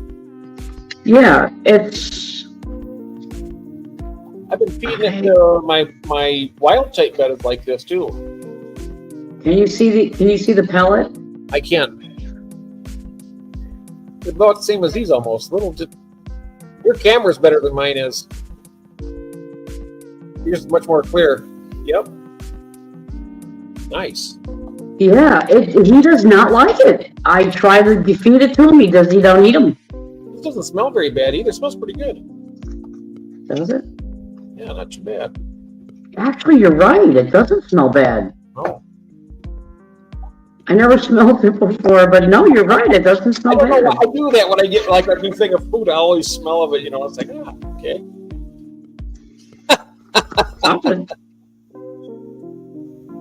Oh gosh, this smells pretty good too. Yep. Then I got spirulina here. It smells. Yeah, it just smells like vegetables. You know, Spirulina. Yeah. Like all green. Ooh, that looks good. They love it. I feed this to my African cichlids. They seem to like it pretty well Oh yeah. because they need more of a vegetable diet. Otherwise, if they have too much protein, they'll get blown. They've never had it yet, but I don't want them to get it, so I just give them some of that. They get a little bit of protein food, but not much. I'm pretty sure that that's what's in the brine shrimp that I'm feeding him. Spirulina? Yeah. Yeah. Yeah, because I think I remember seeing that on there. So that's incorporated in it too, but yeah, I mean he's really active. Really an active fish. And Homer the Clown Trigger says, my 3 betta pairs are getting Dr. Basilier's garlic. Yeah, I heard that Dr. Basilier's is good food. I've never tried that. Ooh. Steve Channel 4, I find the bug bites are much loved. I've used bug bites before. It is good food. Let's see here. And then Mark's saying, I fed my African cichlid spirulina bug bites. Yeah.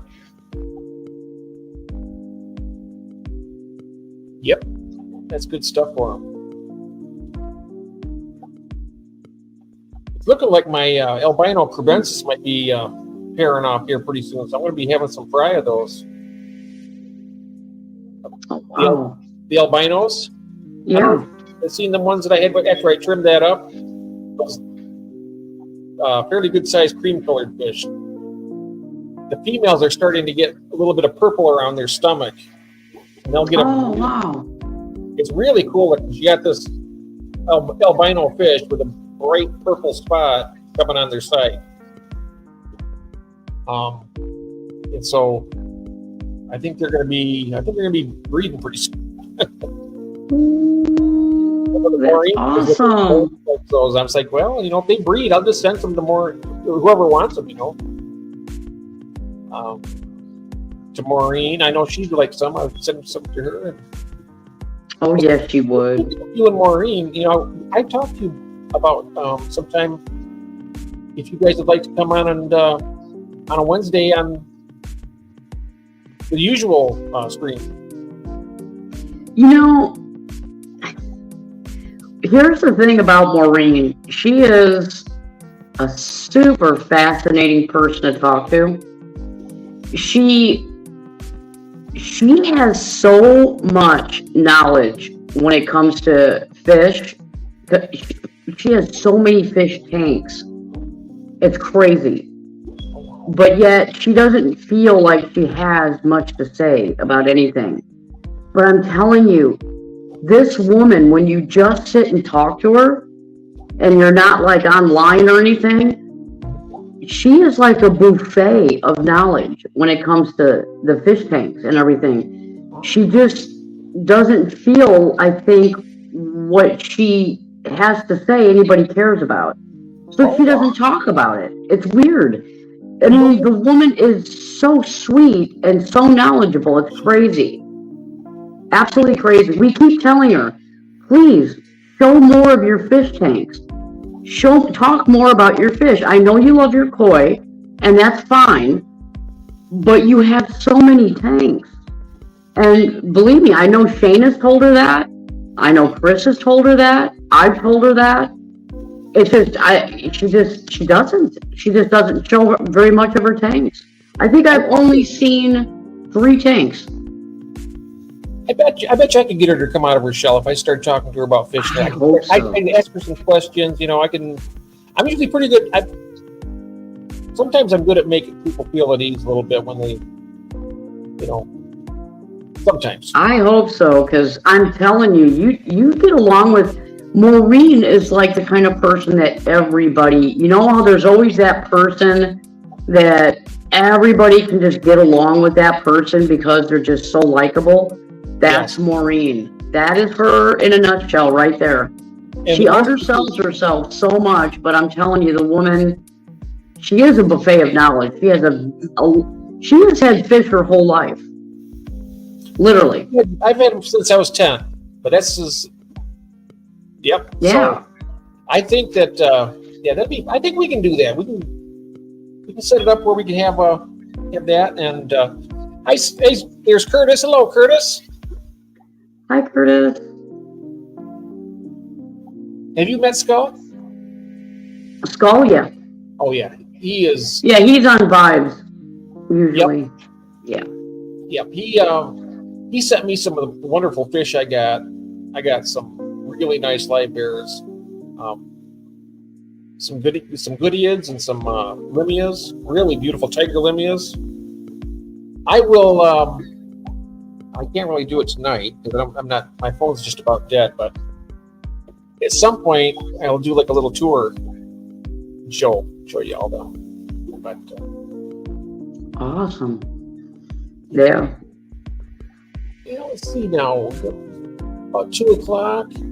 Do you think we should wrap it up, or do you want to? I'm fine to keep going. Don't matter to me. I just don't want to take up too much time and whatnot. Yeah. No, you're fine. Somebody else wants to come up and add something to the conversation, that's fine too. Yes. If anybody, what I'll do is I'll go ahead and drop the link in the chat here also. And if anybody would like to, let's see here. There we are. Hey, I'm getting good at this. Yeah, you are. There we go. If anybody would like to join us up here on the stage, please do. I don't have memberships yet, but I'm getting close to my watch hours. I'm about 110 hours away from my 3,000 for the lower level memberships. But it's coming. I should have them probably by September. I'm thinking probably maybe a little bit before that. Yeah, I'm hoping too. I mean, the numbers climb, but they climb so slow. Yeah. It just is what it is. Well, it's going to pick up. I mean, I always try to get things going for, everybody. So it'll happen. Well, like Chris Stubbs says, and he is so right when it comes to this. You'll get people who will say, okay, I will go and I'll sub to you. I want to watch that person, or I'll go over there or whatever. And they sub, but they don't watch a video, they don't click like, and they don't leave a comment. So YouTube takes their sub away. I can't tell you how many times that's happened to me. Oh yeah, it's crazy. It kind of goes up. You get a couple subs, you lose a sub. Yeah. Then you'll get one, then you lose two, and then you'll get three, and you lose. But the thing of it is it kind of teeters like that, but it's always trending up gradually. It's never really dropping down too much. It's just kind of like always moving in a slowly upward for me anyway. Yeah, YouTube does that so you don't complain when you lose a few. Yeah. I swear they do. But yeah, I mean, it's just slow going. It's crazy. David from the UK, Horizon Fish Keeping. Hello, David.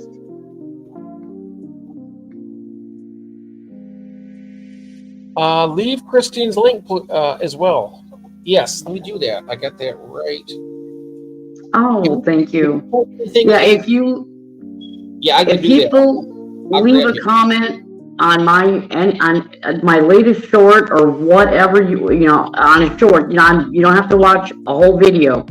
I will always check those shorts, and I will make sure that I sub back to every single person that gives me a sub. I do that for everybody. And if you're a channel that doesn't have any content and I go there and I see you don't, that's fine. I sub to you anyway. I don't care. It doesn't matter. Here we are, Sweet Acres Koi Farm. And oh, I think Red Laser just did it. Thank you, Red Laser. Oh, he got it? Oh, okay. Yeah. Come on, Gord's out there. Let's see if I can do it this way. It worked for me too. Good. You got double time on there. That's funny. It'll be my pleasure, and I always watch till the end. Oh, that's very nice, Steve. Very, very nice. And David has just subscribed. Thank you, David. 837 now. Fantastic. Very Wow. nice. Thank you, Skull. I appreciate it. Wonderful. Yep. And then with the live streams, I found out that's how you get your watch hours. That's always seems to be the hardest thing to get. Right now, you've already got enough for the memberships, but you need I think it's 3,000 watch hours, and then you'll be able to have memberships and be able to do other stuff. And then eventually, once you get to 1K and then 4,000 watch hours, then you get the. I'm not sure what all you get. Craig would know because he has it. You get AdSense, I think, and then you can do other stuff too.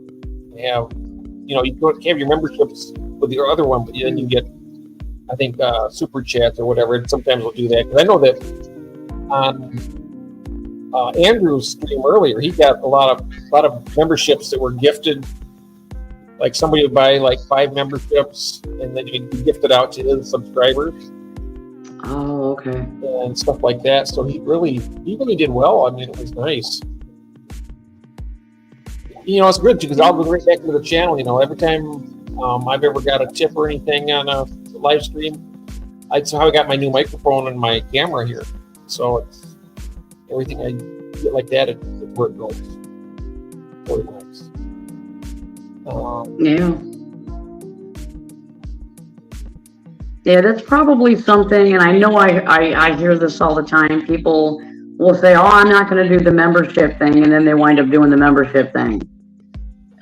It's just, I think they do that because at the time, they're still in the phase of learning. They're still in the phase of how can I better the channel. They're still in the phase of really finding out who you are and what you want to put out there.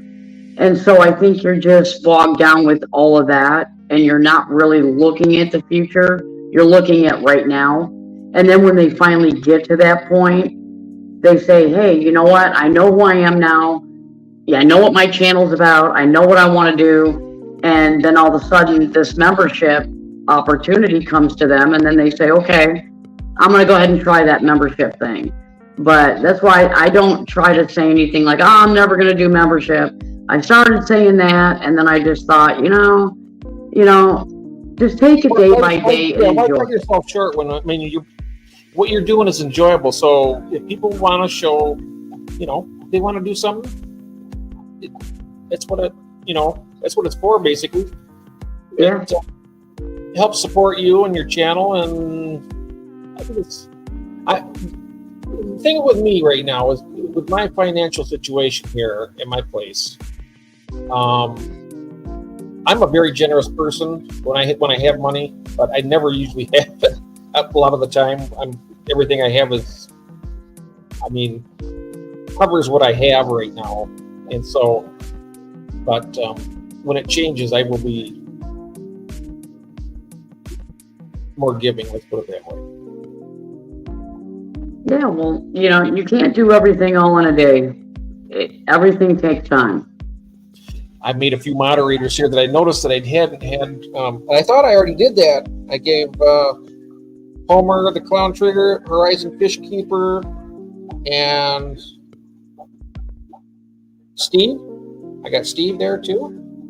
So that way, you guys, if you want to, it's easy. That way, you can just click on the person, and it'll take you right to their channel. When you click on the picture,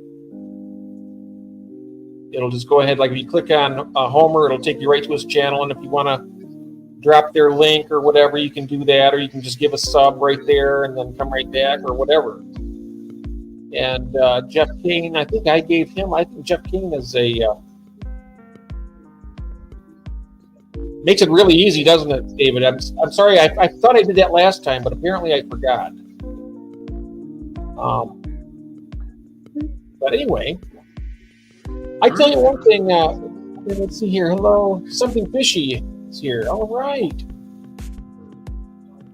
I think I seen something fishy earlier. Yep. Right. One of the first people in. Yeah. That's nice. And Horizon Fishkeeper's been on the channel. I've been setting up a stream for him. I think it's going to be on this coming Wednesday. I have Chris Stubbs for the first hour. And then after that, I'm going to have David on also. So I'm not sure if Arnold has sent you the link yet, David, but if he hasn't, I'll have him do that tomorrow for that. We have some questions set up for Chris. It's going to be interesting. It's going to be fun. Yeah. I asked him, I said, how would you like to do this, like an interview type? Yeah, interview. He said, just go ahead and ask me questions. I said, okay. So I got a bunch of questions I'll build up. Oh, I will not miss that one. It should That be ought fun. to be fun. Yeah, it'll be fun. He'll enjoy it too, I think. Didn't you say something about was it you that was saying that you were gonna have JT on? Jack? Who was that? JT? Jack? Oh, Jack's been on before. Oh, okay. Yeah, Jack's been I have on. not caught him on your channel yet. Oh, okay. He's been on one or two of the live streams. But not very often. It's usually too busy. I mean, he'll usually pops in to say I'm, working and lurking, and then he'll come in and give a like, and then stay for a little bit. But that's fine too. I mean, he is a busy young man. He is. Running his own fish store pretty much out of his home, and then he's going to school, and yeah, he's quite enterprising. He is fun to watch. Yeah, he's really good with the technology too. That's one thing I envy about these younger people. Besides being younger, I wouldn't mind being younger, but they also have more savvy when it comes to the computer side of everything. They know how to do a lot of the stuff that has been a big learning curve for me, because I didn't have my first computer until 98, 97 or 98. I never had a computer before then, and I really didn't know how to use them then, and I just barely know how to use them better now. But yeah, that's gonna be funny. Yeah, what's that? I think that's when I got my first one. Oh, 97, 98, something like that? Yeah. Oh, okay. Yeah. Yep. Yeah. Yes. Oh, yeah. Okay. Yeah, he does have exams this week. Oh, yeah. Yep. I don't know how he does it all. I really don't. Well, he's young. He's got the energy, I think back when I was 16, 17 years old, I could practically fly. Yeah. Oh, yeah. Yeah, I remember those days. Yeah. Yeah, I remember those days. The good old days. Yep.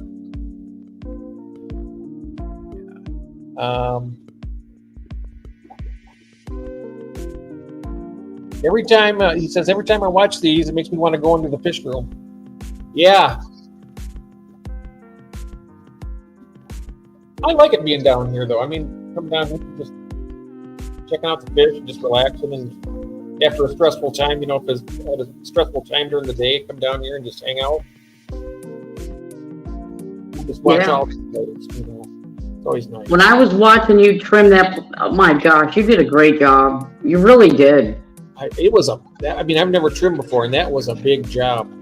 It was. That's what I was going to say. That thing was enormous. It was. That was from one plant. It just grew up and then just grew out in all different directions. It was just a huge clump.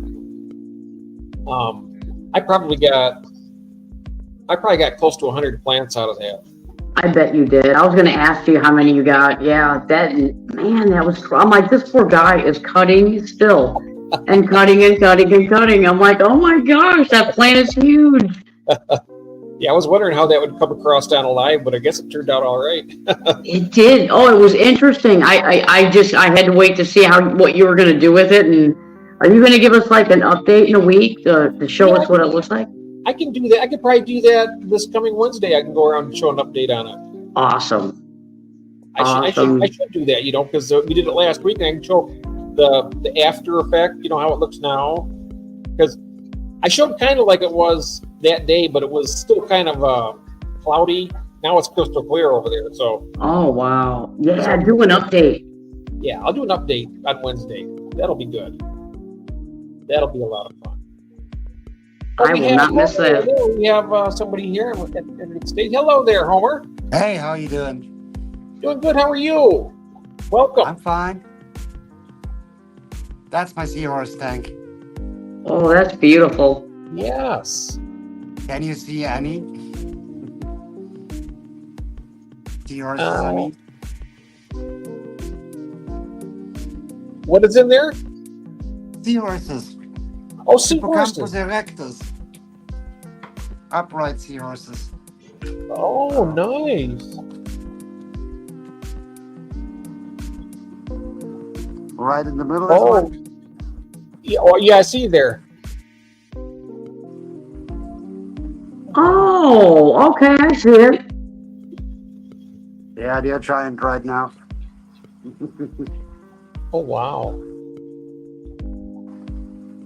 Nice. That is so Look cool. at that. Wow. I wonder if Mandy's still here, because she wants to get seahorses Oh, too. he said, hey. Oh my gosh, that is so cute. Isn't it? Oh, that's really cool. Size comparison to a finger. Ah. They're really nice, bright white color too, isn't it? Yeah, they're white. Oh, that is. Second one should be in the back there. A bit bigger one in the middle. Oh, it's too far back. Then yeah. there should be a female in there, a bigger one. But I think don't disturb them too much. Okay. How long have you had those for, Homer? What? So you breed these? I breed these. Oh, nice. That's the only offspring that survived before my male died, so yay. Oh. I watched a birthing of them one time on a video, and they just kind of like spew them all out. Yeah. Hey Jeff, they And want us. the They want you to make them full screen. Oh yes, that's a good idea. I didn't even think of that. Jeez, Jeff. Thanks, Paul. Here we go. Thank you for that. I'm gonna. Why isn't it letting me do that? Okay, 1 second here. Let's do this, and we'll do this. There we go. Now I'm gonna drop this comment. Maybe we can see the other one. No, that's it's in that plant back there. Nope. Oh yeah.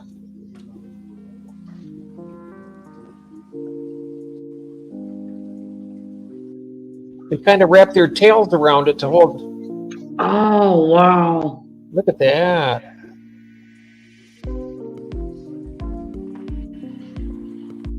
Yeah, they're masters of disguising them.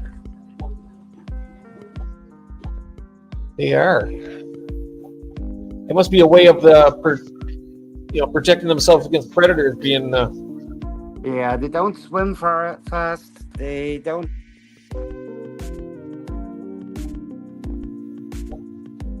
Oh wow.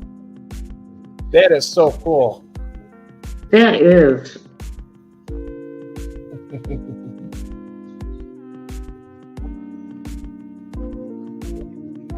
Wow. Yeah, there's Mandy. Good. I'm glad she's here so you can see them. Oops.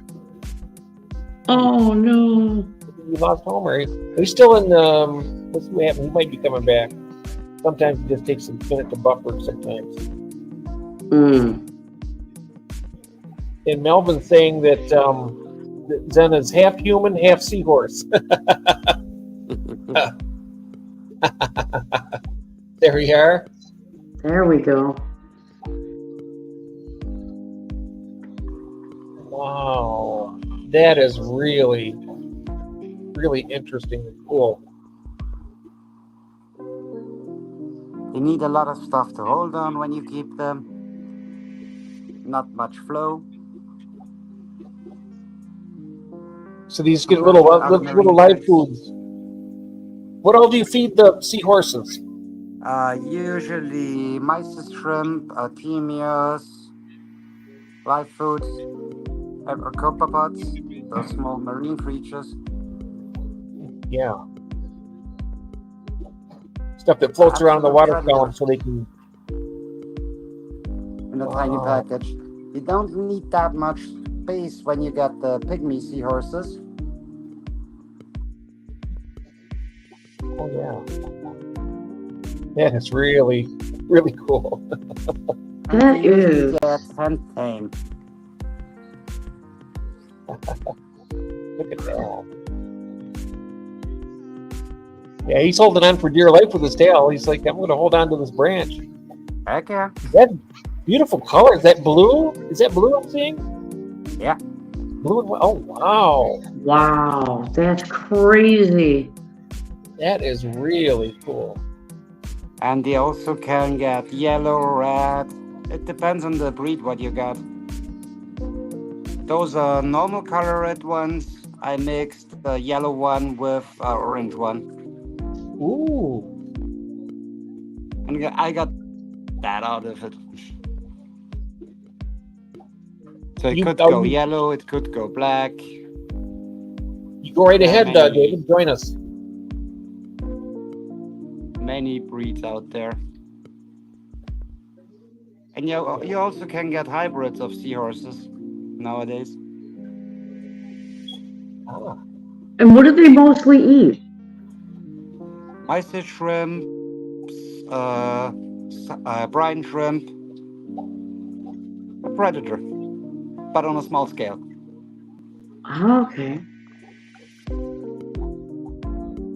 Gosh, that's the most beautiful seahorse I think I've ever seen. I know it. And I just said a few minutes ago, I'll probably never do a saltwater tank. And now I'm thinking, well, maybe I was a little bit hasty about that. Hey, it's easy. Hey, it's easy to get a marine tank going. Yeah. All right. I might have to try that with one of my aquariums. Try one. I could try one. Oh, wow. That's the triggerfish. Heck yeah, that's Homer. That's Homer. All right. Yep. I was gonna say his face looks familiar. Yep. Let's feed him too. I dropped the link right there, David. Go right ahead.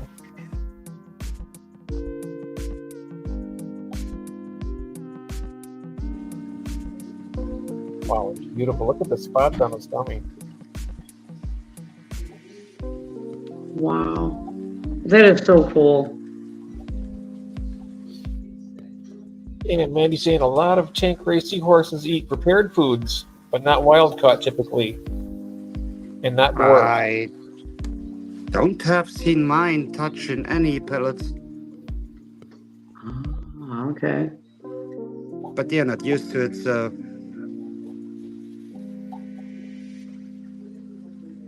That what you normally know as a brackish fish, a scat.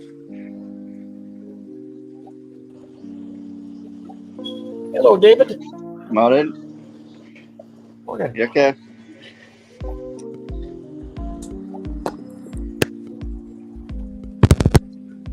Oh,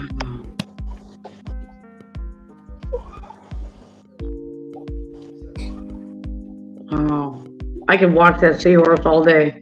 I know it. Gosh, Yeah, it's so pretty. Do you want to see my big female? I found her. Sure.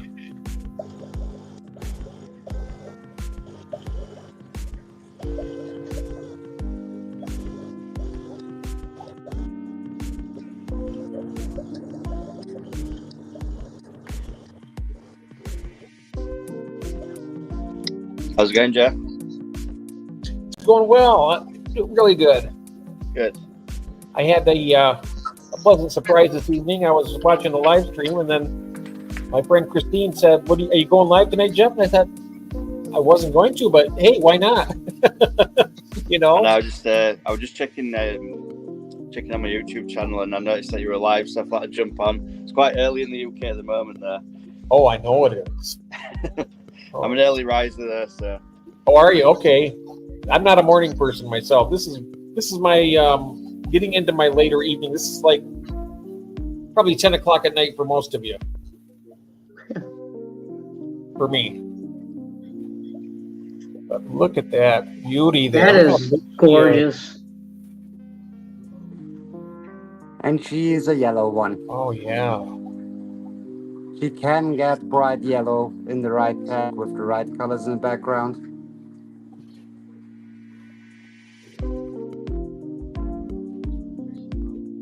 And they can get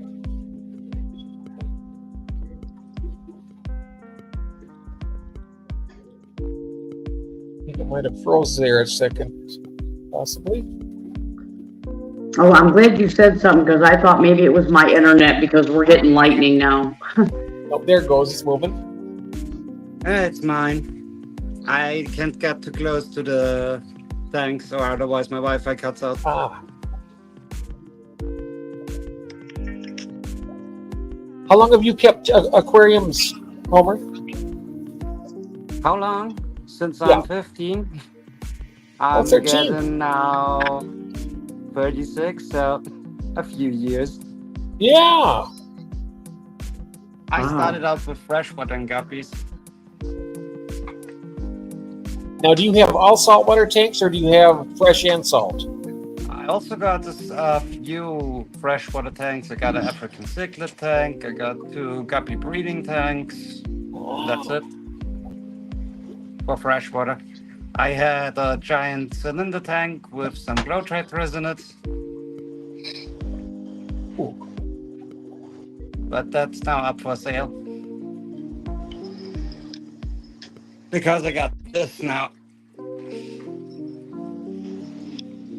You're absolutely right there, Melvin. I'm starting to get the fever for seahorses. That'd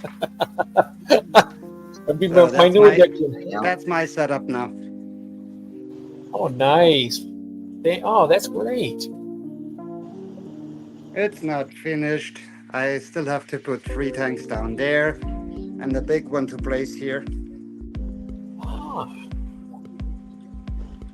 And that's the old blackfish shop where I worked from the quarantine. I'm just doing a bit of maintenance, Jeff. I had to go into the fish room. I'm sorry, what was that? So I'm just doing a little bit of morning things in the fish room. I hope you don't mind. No, that's fine. I'll be with you in a moment. No problem.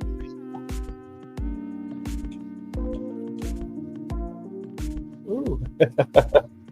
That's cool. Has he ever tried to bite you? No, he's hand tame. Oh, okay. Oh, nice.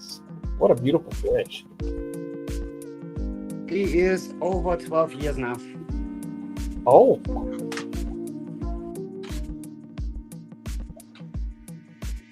I got him as a gift from a customer. Oh, that's nice. He was a mean fish. He always tries to bite. Yeah, he was after the nori birds in the previous owner's hands. Well, you've got him tamed now. He was already tame when I got him. They were just scared. And Mandy's saying I got my first goldfish at 7 years old. I just realized next year will be 40 years I've been in the hobby. Off and on. Yeah. Yep. It'll be a big 5-0 for me in August on my birthday. That's when I got my first tank, was my 10th birthday. Well, Mom bought it for me.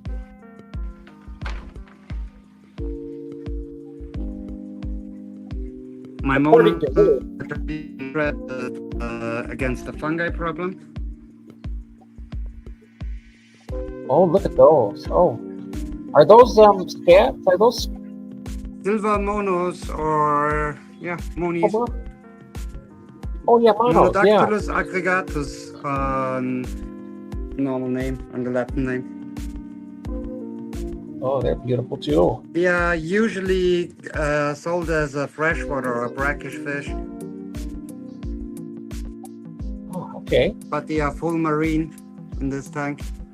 Oh, they're full marine in this tank. Okay. I bet it's probably easier doing full marine than brackish because brackish you got to kind of walk a tightrope, right? A lot of things what can go in brackish can go full salt, like those freshwater murray eels are all saltwater, and It's funny you mentioned that about the freshwater moray eel because I just seen one of those the other day. There's just one species that can handle the freshwater better. That's the the cheetah-looking one. It's a black and white striped one. They do better in freshwater, but also can go full marine. In this tank should be in the mud Murray eel too.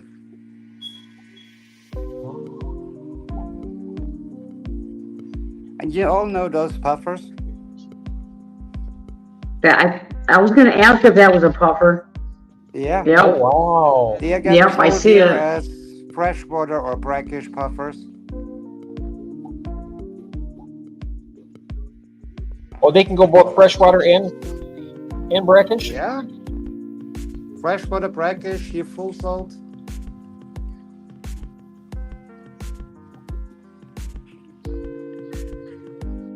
Usually everything what can go brackish can go a bit farther outside and go full salt.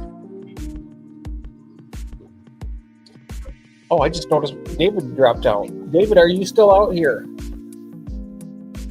There he is. Oh, yeah. There he is. Welcome back. I I just noticed there. I was like, where are we? I'm looking at. We're missing somebody.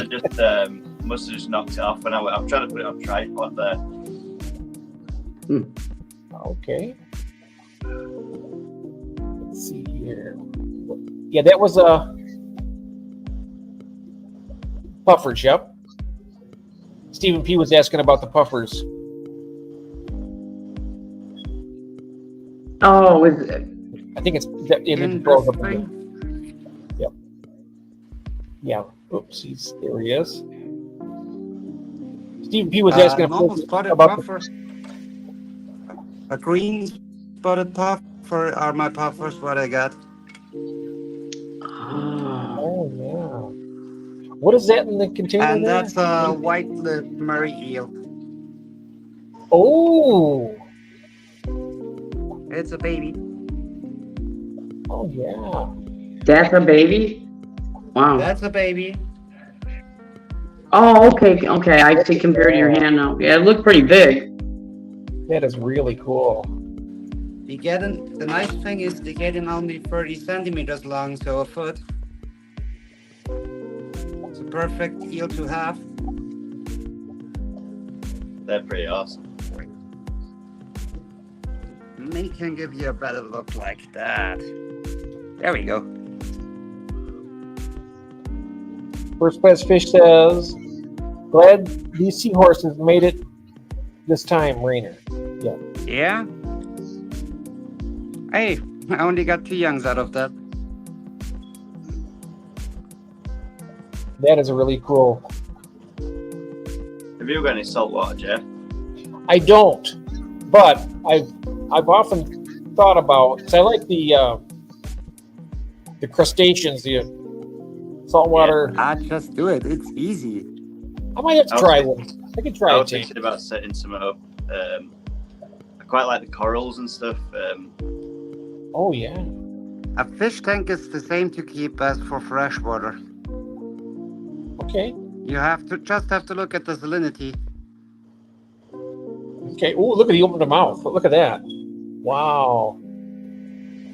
How big will that get? 30 Oh, centimeter wow. or Yeah. a foot. A foot? That's a dwarf one. Okay. And they are black when they're in freshwater, but when you put them in marine, they get a golden greenish color. At Convention Center. Hey, Ian, how you doing, my friend? Welcome. Let's have a look on the light. He enjoys saltwater too quite a bit. He's got saltwater tanks. We're enjoying some cool stuff here. We've got a marine moray eel and seahorses and a bunch of stuff. Yeah, beautiful. They also getting sold as brack.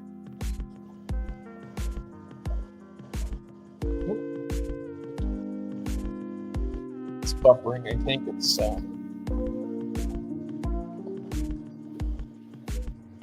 Yeah, they can go in brackish too. Yep.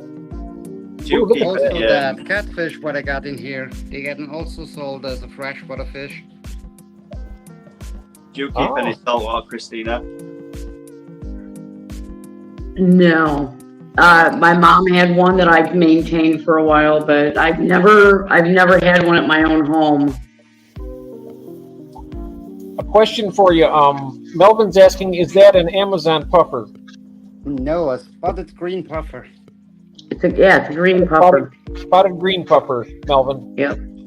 Amazon, I think, are completely freshwater, I believe. They are completely freshwater and getting huge compared to them. They only get 15 centimeters to a half foot. Yeah. I think the Circle 8 puffers are freshwater only too, aren't they? Brackish.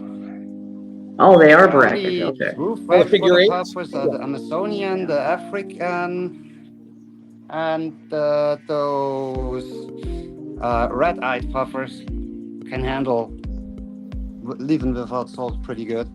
But basically, every puffer can handle salt. Depends on how much.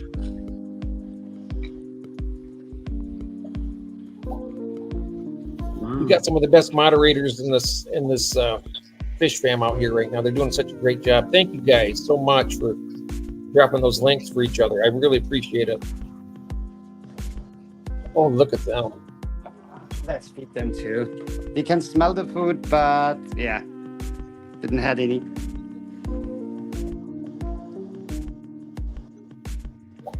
So what I feed for my marine stuff is just Dr. Besselier. Is that Dr. Besselier? yeah. Hey, That's that's the yeah. cheapest flake they sold. Oh. Nice. But everything eats it. I pretty much feed the tetraciclids like everybody in the fish room. Yeah. And the smaller fish, I just crumble it up more. Hey, at the end of the day, you don't have to trust in the brands. You just have to feed what they eat. Yes. Absolutely. If it works, it works.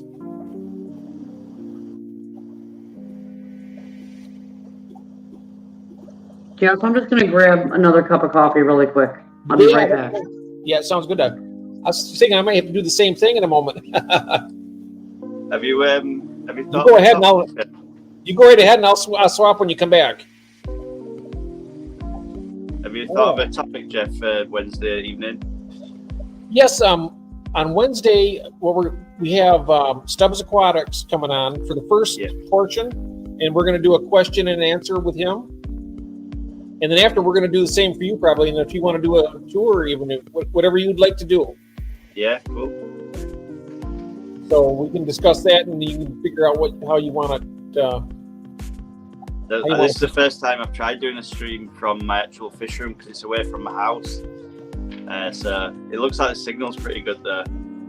Oh, it's good. You've got a good signal right now. Yeah, for the Wi-Fi. I didn't know if it'd reached this far, but it seems to be okay so far. Hello, aquariums, animals, and me. Welcome. Good to see you.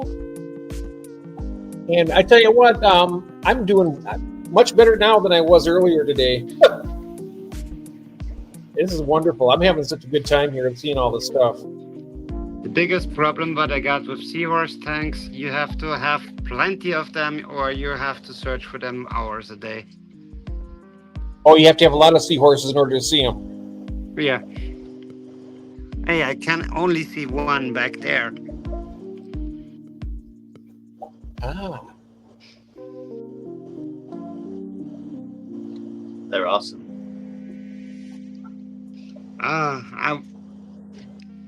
What I want are those leafy sea dragons, but they are too pricey for me. Oh yeah, the sea dragon. I seen those. $3,500 for a captive Ooh. spread one. No, thank you. I'm good. You can't. Those It's are probably illegal red-backed to hermits? capture. You can't go out and capture them yourself, can you? I mean, No, the CETAS A everywhere protected except some places in around, yeah, not in Australia where they are mostly coming from. yeah.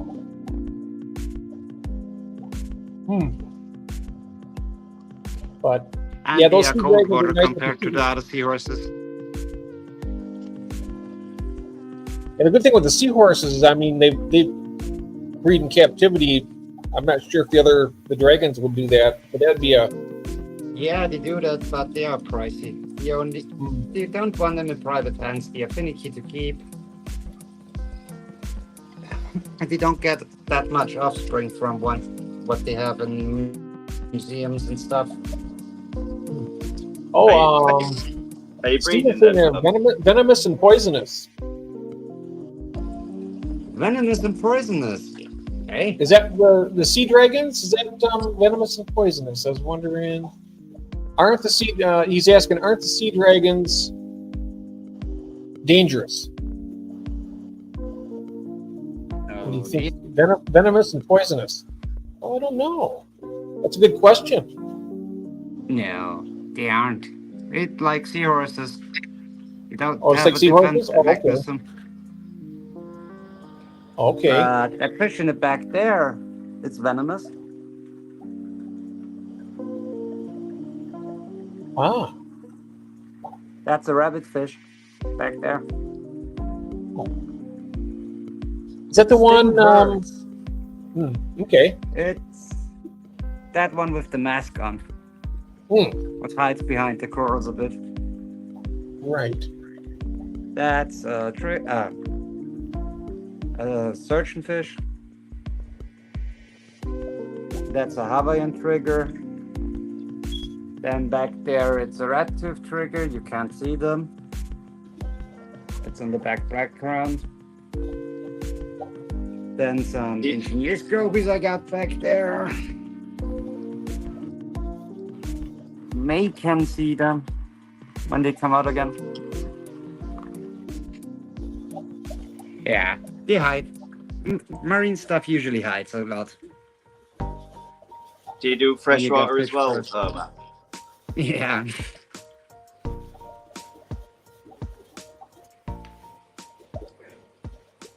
Oh, Look at them. Wow.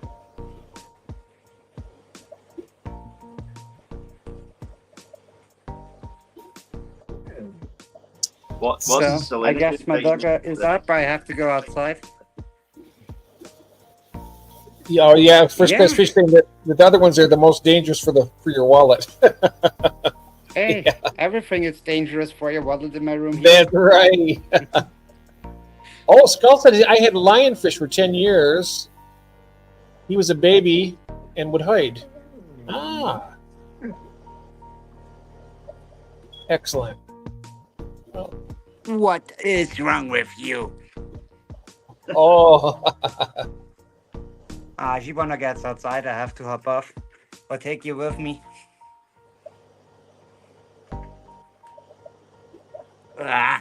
Stop it. So, I have to go. Have a nice day. Well, thank you so very much. I appreciate it. Now, Yeah. your name? What is your name again? I'm sorry.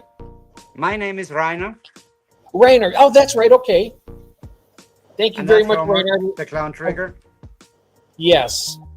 I really appreciate you showing us all your stuff. That was fantastic. Yeah.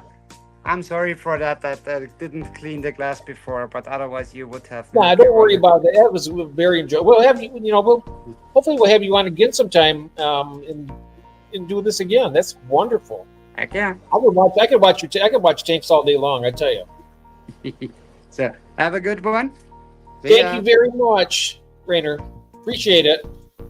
Okay, now I'm gonna put this like that. There we go. All right. So it's nice and bright and early for you. Yeah, I think it's around 7 a.m. I just thought I'd jump on for a little while. Are you out for the weekend? Yeah, we're going to do some things today with the children. So maybe go to the park or whatever and have a little walk. Okay. But I'm usually in the fish room quite early because I do my maintenance in the morning, usually before I go to work. So I'd be in here anyway. Okay, good. Well, it's my turn. I'm going to go grab a quick cup. It'll only take me a minute, and you guys go ahead and continue on and enjoy yourselves. And I'll see you back here in just a couple minutes, okay? Awesome. Okay, great. I got to How have are my you? coffee. This coffee is so delicious, too. How are you doing, Christina? Are you all right? I'm good, Dave. How are you doing? Yeah, not so bad. A little bit early here for me, but not so bad. It's a bright sunny day. Yeah, I was trying to watch both of your streams at the same time. Yeah. And yeah, you got quite a few tanks there. You are sorry? I said you have quite a few tanks there, don't you? Yeah, I've got about 30 some tanks. My channel is mainly breeding fish. I do have some planted tanks that I have in the house, but a lot of my tanks I breed a lot of fish, sort of rainbows and rams and things. This is my first fish room that I've had. So I've only been in the hobby for around 2 years. So I'm quite a newcomer. Ah, what size tank is the tank behind you? This one's like a 40 breeder. Oh, I've got a 6-foot tank just up here with some Oscars in. oh wow. I've got like a terrarium just behind with some mini musk turtles. Then all my breeding tanks are on this side and on the bottom. So I usually do sort of rainbows and micro cichlids. So at the minute I'm doing, I've got some German blue rams that I've just bred. I've just started doing some apistogrammas, some Agassizii and cockatoides. But I've got a local fish store that I can sell to, so I'm quite fortunate. So if I get any fry, I usually supply the shop, which is handy. Oh wow. So that usually pays for any things I need for building the fish room. But Wow. the fish have actually paid for this whole room, because I started off with like 1 tank and then ended up with like 7 or 8 tanks in the house, and my partner wasn't too happy with that. So we ended up moving house, and now I've got this place. That's how it starts. I swear it's an addiction. It is really an addiction. I've filled this now, and I want to get somewhere bigger, like a big, like a warehouse or something. Absolutely. Oh my hopefully god. now I've got the tanks in here, and I've run out of space. I need to build this. I need to make the room bigger to put more tanks in. I'm just trying to configure. I'm trying to configure the shelving so I can fit another tank in somewhere at the moment. Oh, you forgot to show you. If you want to come on back on up and show the bettas, you're more than welcome, Rainier. He says, I forgot to show my bettas. Oh yeah. I want to see the bettas. I've got some better fry at the moment. There's about 100 of them, but they're too small. I think they're too small to show on camera. They're really tiny. What kind? Hello, Jeff said managing mod. Aren't you the managing moderator? I think you are. I'm going to check on here. You banned Red Laser. What? What? What happened? Wait a minute. What happened here? I didn't touch any. What in the heck? I'll straighten this out here. I don't know what happened here, Gord. Honest to God, I'm like, yeah. Yeah, I don't know what happened. I wasn't even here when that happened. Huh? I don't know what happened. Oh, wow. I do not know what happened. I would never ever do that. I don't know what. Not a big deal. Oh, no big deal. It is to me because I have no idea what happens. Honest. Weird.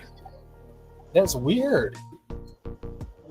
Good thing Red Laser caught that. People in the world here, Gord. Yeah. Jeez. I wonder what Well, I happened. guess he would catch it. I have no idea. Yeah. I don't know how that could have happened. So I didn't touch anything. I just click on, I just I'll bring people up and I'll change it like just by clicking on it, but I haven't done anything else. Huh. Well, I'm glad you're back and I'm glad I would get that straightened out. Thank you, Stephen. Might be a glitch in the matrix.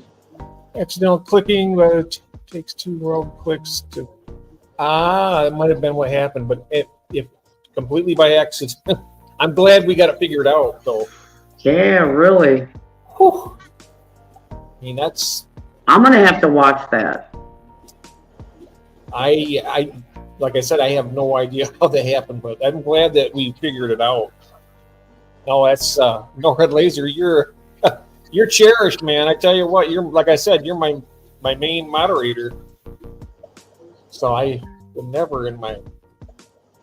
Yeah, I would never ban him for any reason either. So if that ever happens on mine, yeah, just know I didn't do it on purpose. He's salt of the earth. That's why it bothers me so much that something like that could have even happened accidentally, even. But anyway, Well, it's over and done with. Whatever I'm happened. glad you caught it. I'm glad you. Yeah, I'm glad you. Thank you, Skull, for bringing that to my attention. I was like, what? And then I seen him saying something about managing moderator. It was like, and then I was like, then I clicked on. I had him up here like this, and I had to drop it to make sure the wrench was gone. I was like, uh-oh. So yeah, something drastic happened. Wow. You're right. I was. He says Jeff was shitting himself. No, I don't. I don't want to do that. Yeah, Steven caught it. Wow, that's good. That was a good catch. Yeah, thanks a lot. I appreciate it. Ooh. I really appreciate that very much. That kind of gave me a little bit of a creak in my neck. Yeah. The tension of it. I was like, holy shit. Yeah. So we have a nice live stream at 1:00. It'd be 6:00 for you guys in the UK on Play channel. It's just hitting 8 a.m. now. Yeah. So it'll be 6 p.m. tonight for you in about 12 hours. Yeah. And It'll be on Hertzkoi. Hertzkoi, yep. You've met Shane. I think you were on the panel with him. Yeah, I've met Shane. Yep. Yeah, you met Yeah, Shane. he's a nice guy. Really nice guy. Oh, he is. Now just make sure you go to the right channel, not his Tanks and Fish channel. He's going to stream it on his Hertzkoi. On the Hertzkoi Right. channel. Yeah. Everyone seems nice in general. Oh, yeah. Pretty much. So it's good. It's good. A good stream to watch. We got the nicest people, I think, Yeah, I in agree. the community of fish keepers. Honestly, it's Well, think about it. What do? For a hobby, we take care of things. So it's natural that we're going to be halfway decent people if we want to take care of something. Well, So that's yeah. probably why. I mean, you're right. Everybody that I've met, whether it's koi, whether it's aquarium, just all super nice people. Just absolutely super nice people. absolutely. Yeah, it's nice. Nice to have a good community. Mhm. It's great as well because it's worldwide. It's every country in the world. It's nice. Isn't that wonderful? We can have something like this and people all over the world. We Yeah. have Australia on here, Great Britain, America. And, years ago, I remember, like I was talking, was it last week? I think it was last week or the week before I was talking about how the technology has improved to the point that unimaginable. I couldn't imagine back in the 70s and 80s that we'd have something like this. I still remember using the payphone, having to shove quarters in to call from Lansing to Detroit, which is about a 2-hour drive, and they'd call that a long distance phone call. And it would cost a fortune. You had to keep shoving quarters into the slot to keep talking. Yeah. And now here we are talking around the world, face to face, even listening to some cheesy music I have on here. But it's all, it's all included. Does the US still have payphones? There might be there. I don't know if there's any around. I haven't seen any in my town, but there might be 1 or 2 payphones hanging out. I'm not sure. That's a good question. That's interesting. I sometimes wonder that too. Yeah, so like We don't have any here. the iconic red phone box that the UK has. Do they still have them? Not so much. There's quite a few in London, but anywhere out of the main city, then there's not many about now. A lot of them have been turned, like where I live. I live in a small town in the north of England, and a lot of them have been turned into like micro libraries, so you can go and borrow books from them and then put them back up. They put like shelves and stuff in them. Yeah, that's. Yeah, we had the phone. Ours weren't red or anything, but they were the glass Yeah. things that you get in. And yeah, it was a different time back then. Yeah, we don't have any of those here. No. Nope, we don't either anymore. They seem to have just taken them all away. And There used to be places where you walk in, they'd have like a whole bank of them. They'd be like 10 cell phones, or not cell phones, but 10 payphones all lined up. yeah, so like we had the same in sort of like train stations and bus stations and things. Yeah. The big banks of telephone, but they've all been removed now. Oh, in Austria. Is that where you're at? Is that where you're from, Rainer? Are you in Austria? That Wow. beautiful country. Oh, yeah. Wow. Hey. Oh, is Jimmy P here in the chat? Did I miss him? Remember when they invented fire? Yeah, first class says that Jimmy P remembers when they invented fire. That's brilliant. Oh, he said, I thought Jimmy P installed them.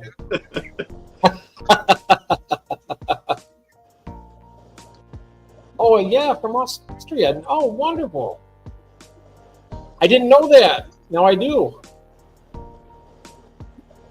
Well, absolutely been a pleasure having you on here, Rainer. We have to do this again sometime. Do another tour. Far away from any ocean, yeah.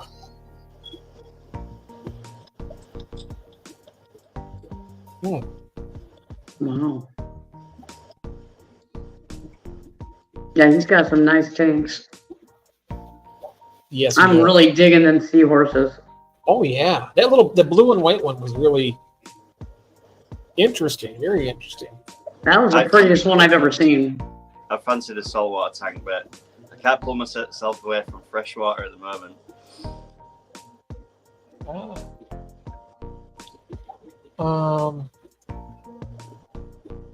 Is the tour of your property in town still up on Adele's channel? These guys would really enjoy that. Oh yeah, I would enjoy that.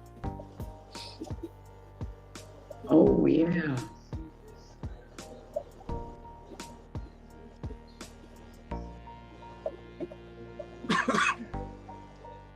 I'm just streaming off my phone, but I can't see the chats on the.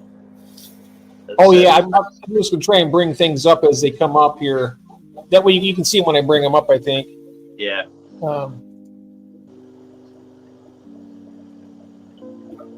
And then, Oh, he did a live in Salzburg only. oh, okay, Salzburg City. Nice. Oh, does it say city? Yeah, city. Sorry. I don't That's have all my right. reading glasses on. And first class saying his dog can drive.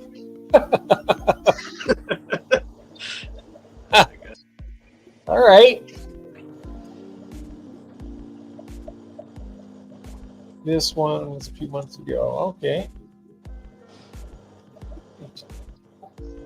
And it's up on Adele's channel?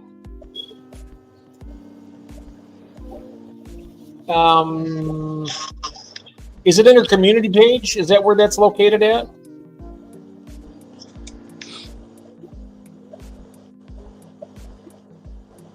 Yes. Rat Laser says that first class fish loves the penned in sheep in the front yard. Oh, wow. Save you on mowing anyway. Yeah. These guys are hilarious.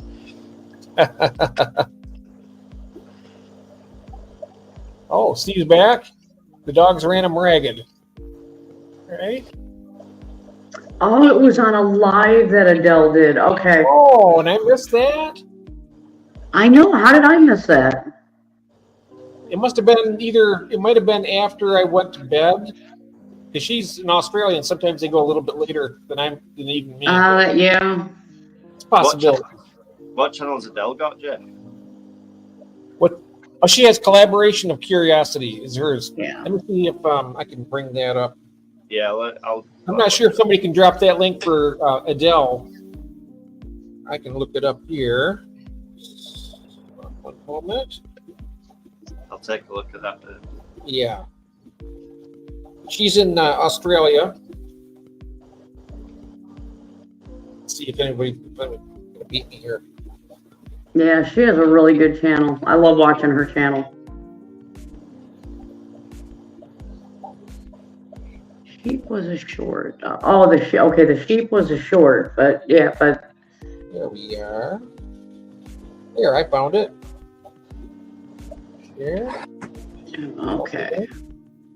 And here is Adele. So if you pop over there, and there it is. And she has about 3 or 4 aquariums now. She's got some really nice stuff going on. She takes good care of her fish, Yeah, she does. and she's got some really nice ones. I'm a bit like you, Jeff. I started in the 70s too, and you're right. That's right.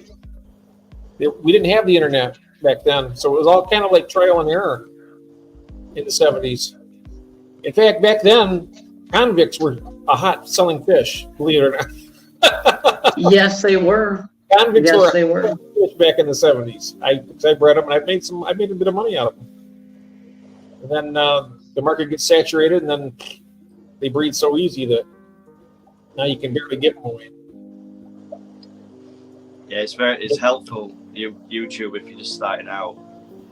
Because I'm quite new to the hobby, like Jeff. But I've only been doing it for around 2 years, and I tell you what, you came. I mean, look at wait, as advanced as you are for the time that you've been in it.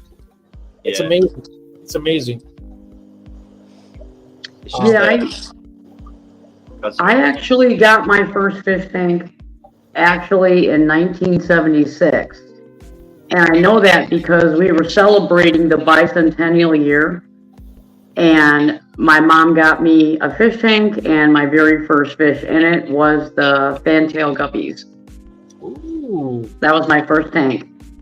I did have a fish tank around 10 years ago.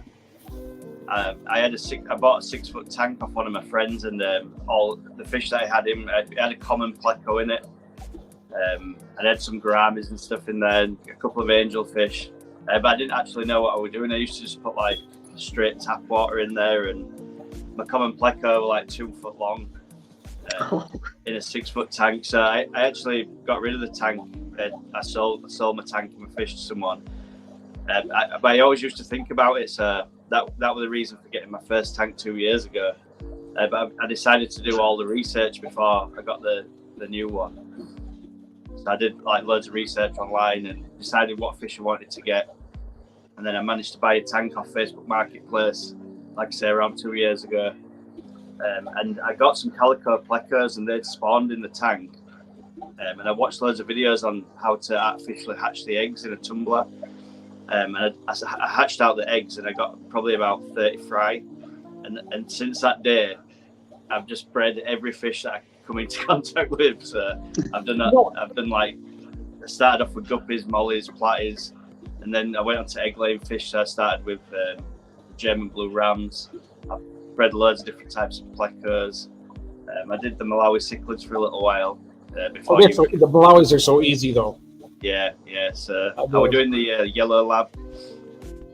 I bred them quite a bit, and then I managed to get someone that'd buy my fish off me because I was sort of giving them away to people. And then once I was talking to a bloke in the fish store where I live, and he said that he had a wholesaler, and he was like, if you do get any fish, I'll buy them off you.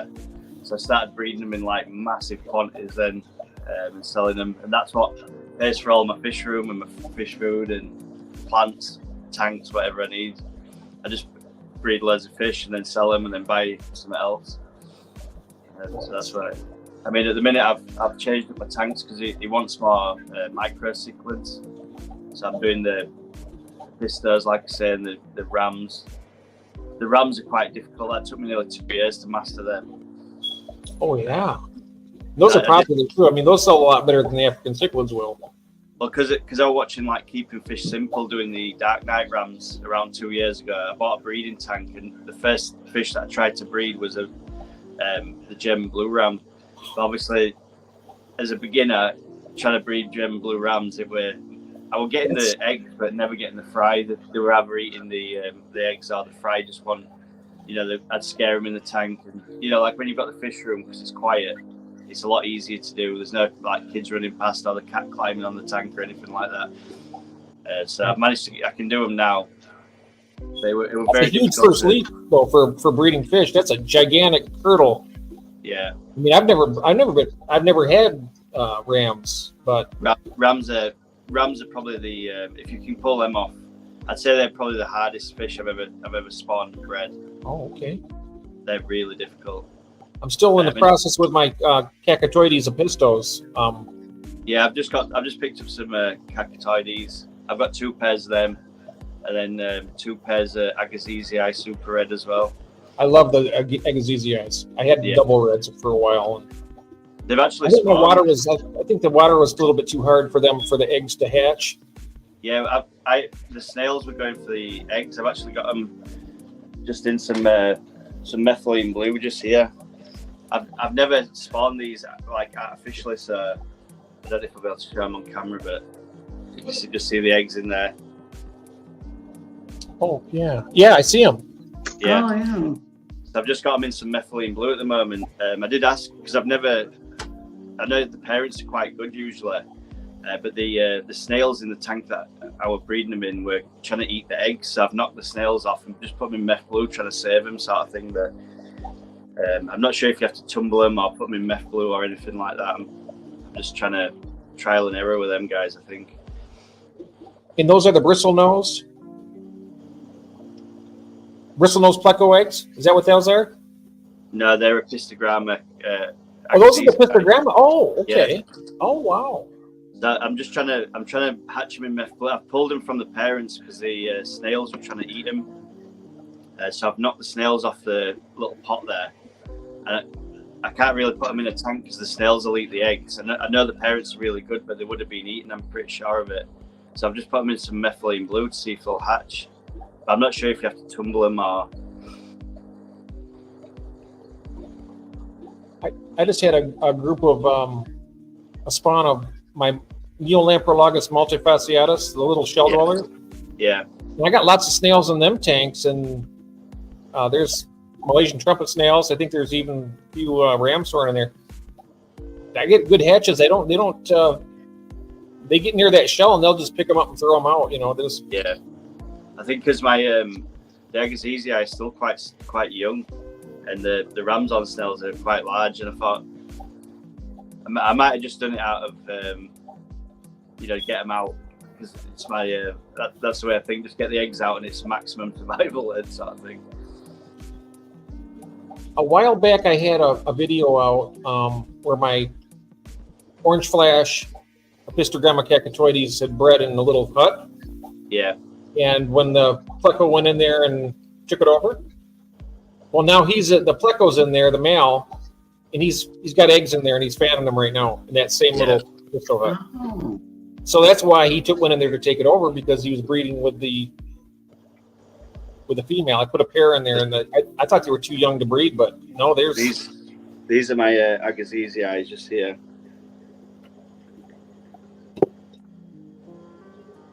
Oh yeah, I love the fire reds.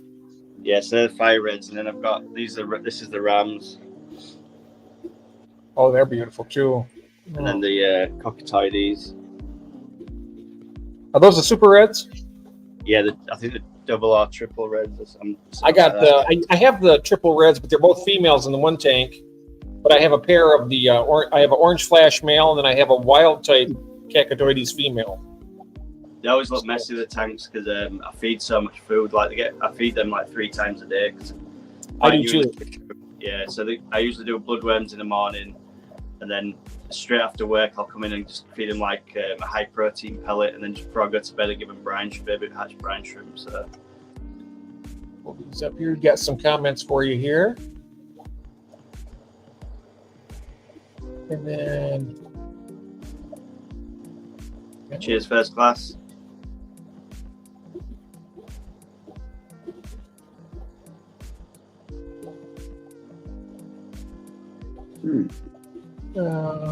Lovely Apistos. Yes, they are. Oh, hello, Paul. Welcome. Hi there, mate. Southwest. Big Fish Lad, Fish Northwest. What a pleasant surprise. He's got an awesome channel.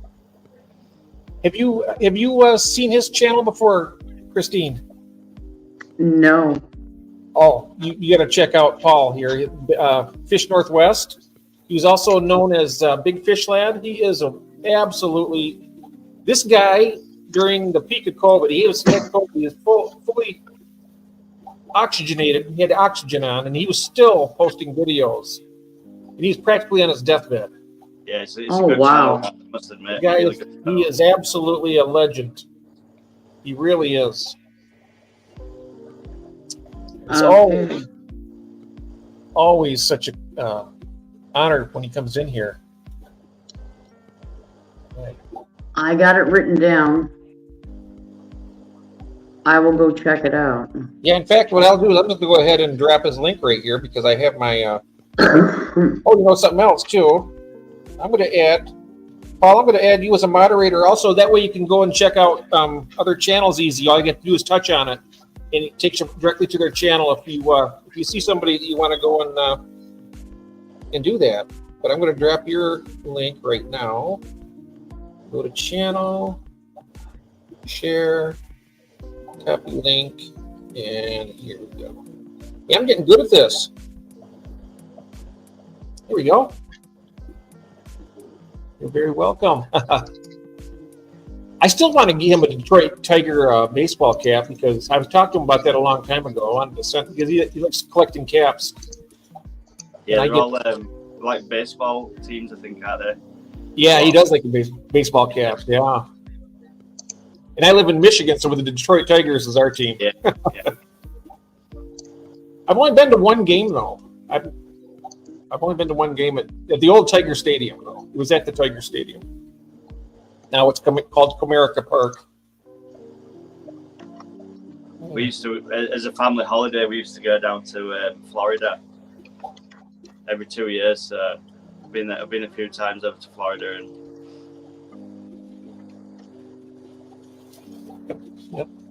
He does. He remembers that conversation too. Yep. He also remembers when I jumped on a bunch of people. I said, "Now, this guy is here with the oxygen on, giving us these videos to watch. You damn well better click subscribe. Yeah. That's what I told him. That's dedication right there. Yeah, you bet. I got after him, didn't I, Paul?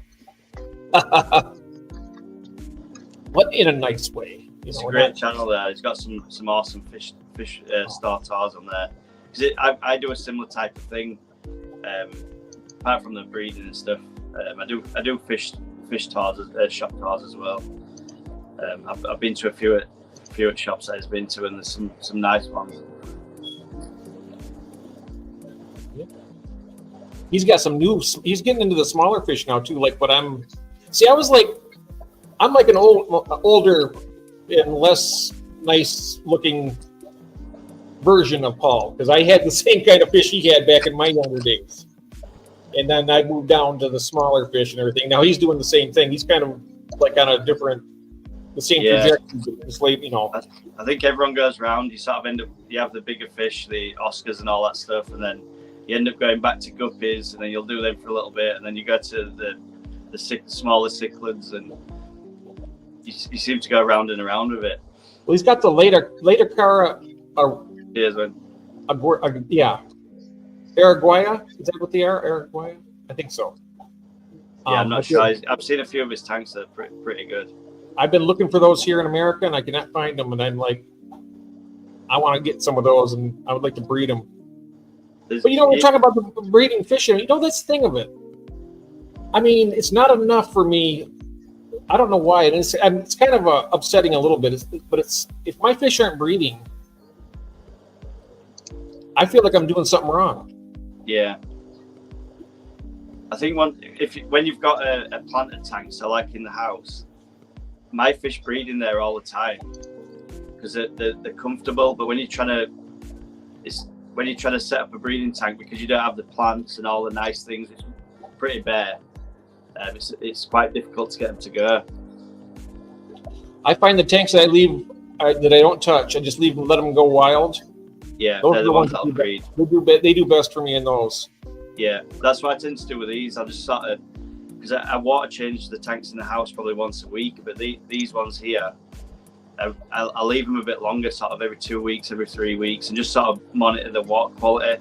So I won't really change out the water until I start seeing the nitrates climbing. As soon as I start seeing that, then I'll change the water out. But I usually just leave them alone as long as I can, really, because like you say, once they're comfortable, especially like the rainbow fish, if you disturb the tanks, they slow down a little bit. Jeff's asking a question here. Dave, did you set up your channel as Made for Kids? I'm not able to turn notifications on for your channel. No, but I've been having trouble with that. I'm not sure why it does that. I might have to have a look into it, but I'll have a look into it and see. Well, I'll probably let you know on the Wednesday live stream on Jeff's channel if I figured that out. You can't press the bell icon for some reason on my channel. I'm not sure why it's doing that, because all my videos are set for not made for kids. I'm not sure. And we have Alex in. Hello, Alex. Let me see here. You see, got Phantom Aquatics is in? Oh, I don't. He's gonna give me one here. There we are. That way you're able to. That way you're able to check things out too. I got your. Oh, and now and then also Ian. I like to make everybody a moderator because I think it's only common courtesy. That way, it's easier to support each other. When you got your wrenches, you can get around and you don't have to leave a stream and then look up somebody's name. It's just a pain, I like to do this. People can just touch on the picture, go right to the channel, and do it that way. Thank you, Alex. I'm glad you're enjoying that while you're setting up your basement. It's nice. I mean, this is, something though, Christine? Yes. These impromptu, just spur of the moment type streams are just like, perfect. I love it. Oh, yeah. I agree. Good night, Red Laser. Good night, Gord. Thank you so much. And I'm very sorry about that, what happened earlier. I don't know what happened, but please know that I did not have any knowledge of what happened at all. So But anyway, I'm glad we got it straightened around. He So knows. yeah. Yeah, I mean, look at what happened. I mean, wow. I got to meet this legendary guy that just came in that I never even heard about. Oh yeah, Paul is. Fish. He is. Oh, Fish Northwest, and I subscribe to him, so. and when I met Paul, I think I was. I can. This is how I think it's an autistic mind I have. But I was number 538 sub to him. I remember that. Oh, wow. I can remember the number. Yeah, Yep. that's crazy. It's weird how I think stuff like that will just stick with me for some reason. It's weird. Whoops. Yeah, he's got some awesome videos. Really Oh, he good. does. Worth subscribing to them 100%. That first class fish is saying, my plants zero my nitrates, but my fish still like water. Yeah. The water change not only the nitrates, but it also clears out a lot of the different type of hormones. I think it is in the water. Yeah. It allows them to either breed easier or something. I mean, it's good to change the water. Yeah, like my heavily planted tank, I did a water change on that for about at least 7 weeks, and it's just Awesome. the water quality is just absolutely perfect in there. There's just that many plants in there. And plus, the water has the nutrients in the water even that the plants need, and they'll use that up. So when you change the water, it helps to replenish that too. Yeah, I just dose a bit of fertilizer every now and again. And it just it's absolutely just growing wild. Yep. Mm-hmm. I'm not sure if I've missed anybody out there for giving them a moderator wrench, but if I have, I'm trying to look here and see if I missed anybody. Does Rainer have one? Rainer has one. Pretty much. Sometimes I noticed I thought I had Alex on there. Did I give you an? I think I did. And also Atkins Nature Center. Yep. Okay. Yeah, I thought Alex always had one. I thought he did too, but I looked at it. I was looking at my phone, and it showed that he didn't have one. Yeah, I was surprised when I saw that. 'Cause I was like, "Where's Alex?" And yeah, he didn't have one, but I always thought he had one. Oh, and I see here. There we go. And now I have Ian on there also because it showed him not as having one either. Okay, Weird. that's good. No, that's well, you're fine, Alex. I just didn't notice that. I just wanted to make sure that, out of common courtesy to you, to do that. I try to be respectful of everybody. Let's see here. I think I'm all caught up with the chat, but looks of it. Yep. No, he wasn't naughty, Shell. I feel terrible about that. Honestly, he's a Red Laser is like, he's up here. He's way above me. I'm like, I would never do something like that. But, Yeah, he's a good my guy. moderator. I got him. He's the one that keeps everybody else in line. Keeps me in line. Yeah. Well, you know what, guys? I think it's about 3:25. I probably should start winding down a little bit. Yeah. And I'm going to get some sleep and get ready for the stream at 1 o'clock. And Hertz Koi. It's going to be a lot of fun. And Well, and I also have to get up earlier than that because Shane streams, 4 hours earlier than that on Koi Culture. So, yeah, I get up at 8 o'clock in the morning on Sunday because on Twisted Koi, Vince's channel, they do Koi Culture, him and Shane. And so I watch 2 hours of that. And then I have 2 hours before we go live. So, yeah. So I'll be getting up at 8 o'clock Sunday morning. Tomorrow morning. okay. Yeah, it's about 5 hours from now, less, or give or take a half an hour. It's all good. Oh, okay. Yeah, that's not a big deal. Oh, It's what coffee's for. yeah. Yeah. But at any rate, I think we'll go ahead and call it good here. It's just about 3:30, and thank you very much, Christine. I mean, this has been a treat, honestly. Yeah, I had a great time. Got to meet Dave. Really great. And yeah, Dave, and you got a chance to meet Paul and a bunch of other people in the chat. Yeah. That's wonderful. I mean, Paul, you have a wonderful day, my friend. And I hope you're well, and I hope Joe's well. Have a nice day, Debs. Enjoy your day, and you guys, thank you very much. Really appreciate it, and I will see you at 1 o'clock, and I'll see you on Wednesday, Dave. Yeah, I might be in the chat on the 1 o'clock as well. I'll have a look. I'll see if I'm doing out. Okay, I'll see you in the chat then. Okay. Perfect. That'd be awesome. All right. You guys have a wonderful morning, evening, or afternoon, depending on where you are in the world and what time it is. And we'll catch you all another time. Okay. Thanks, guys. Bye-bye. Thank you very much, everyone. Thank you.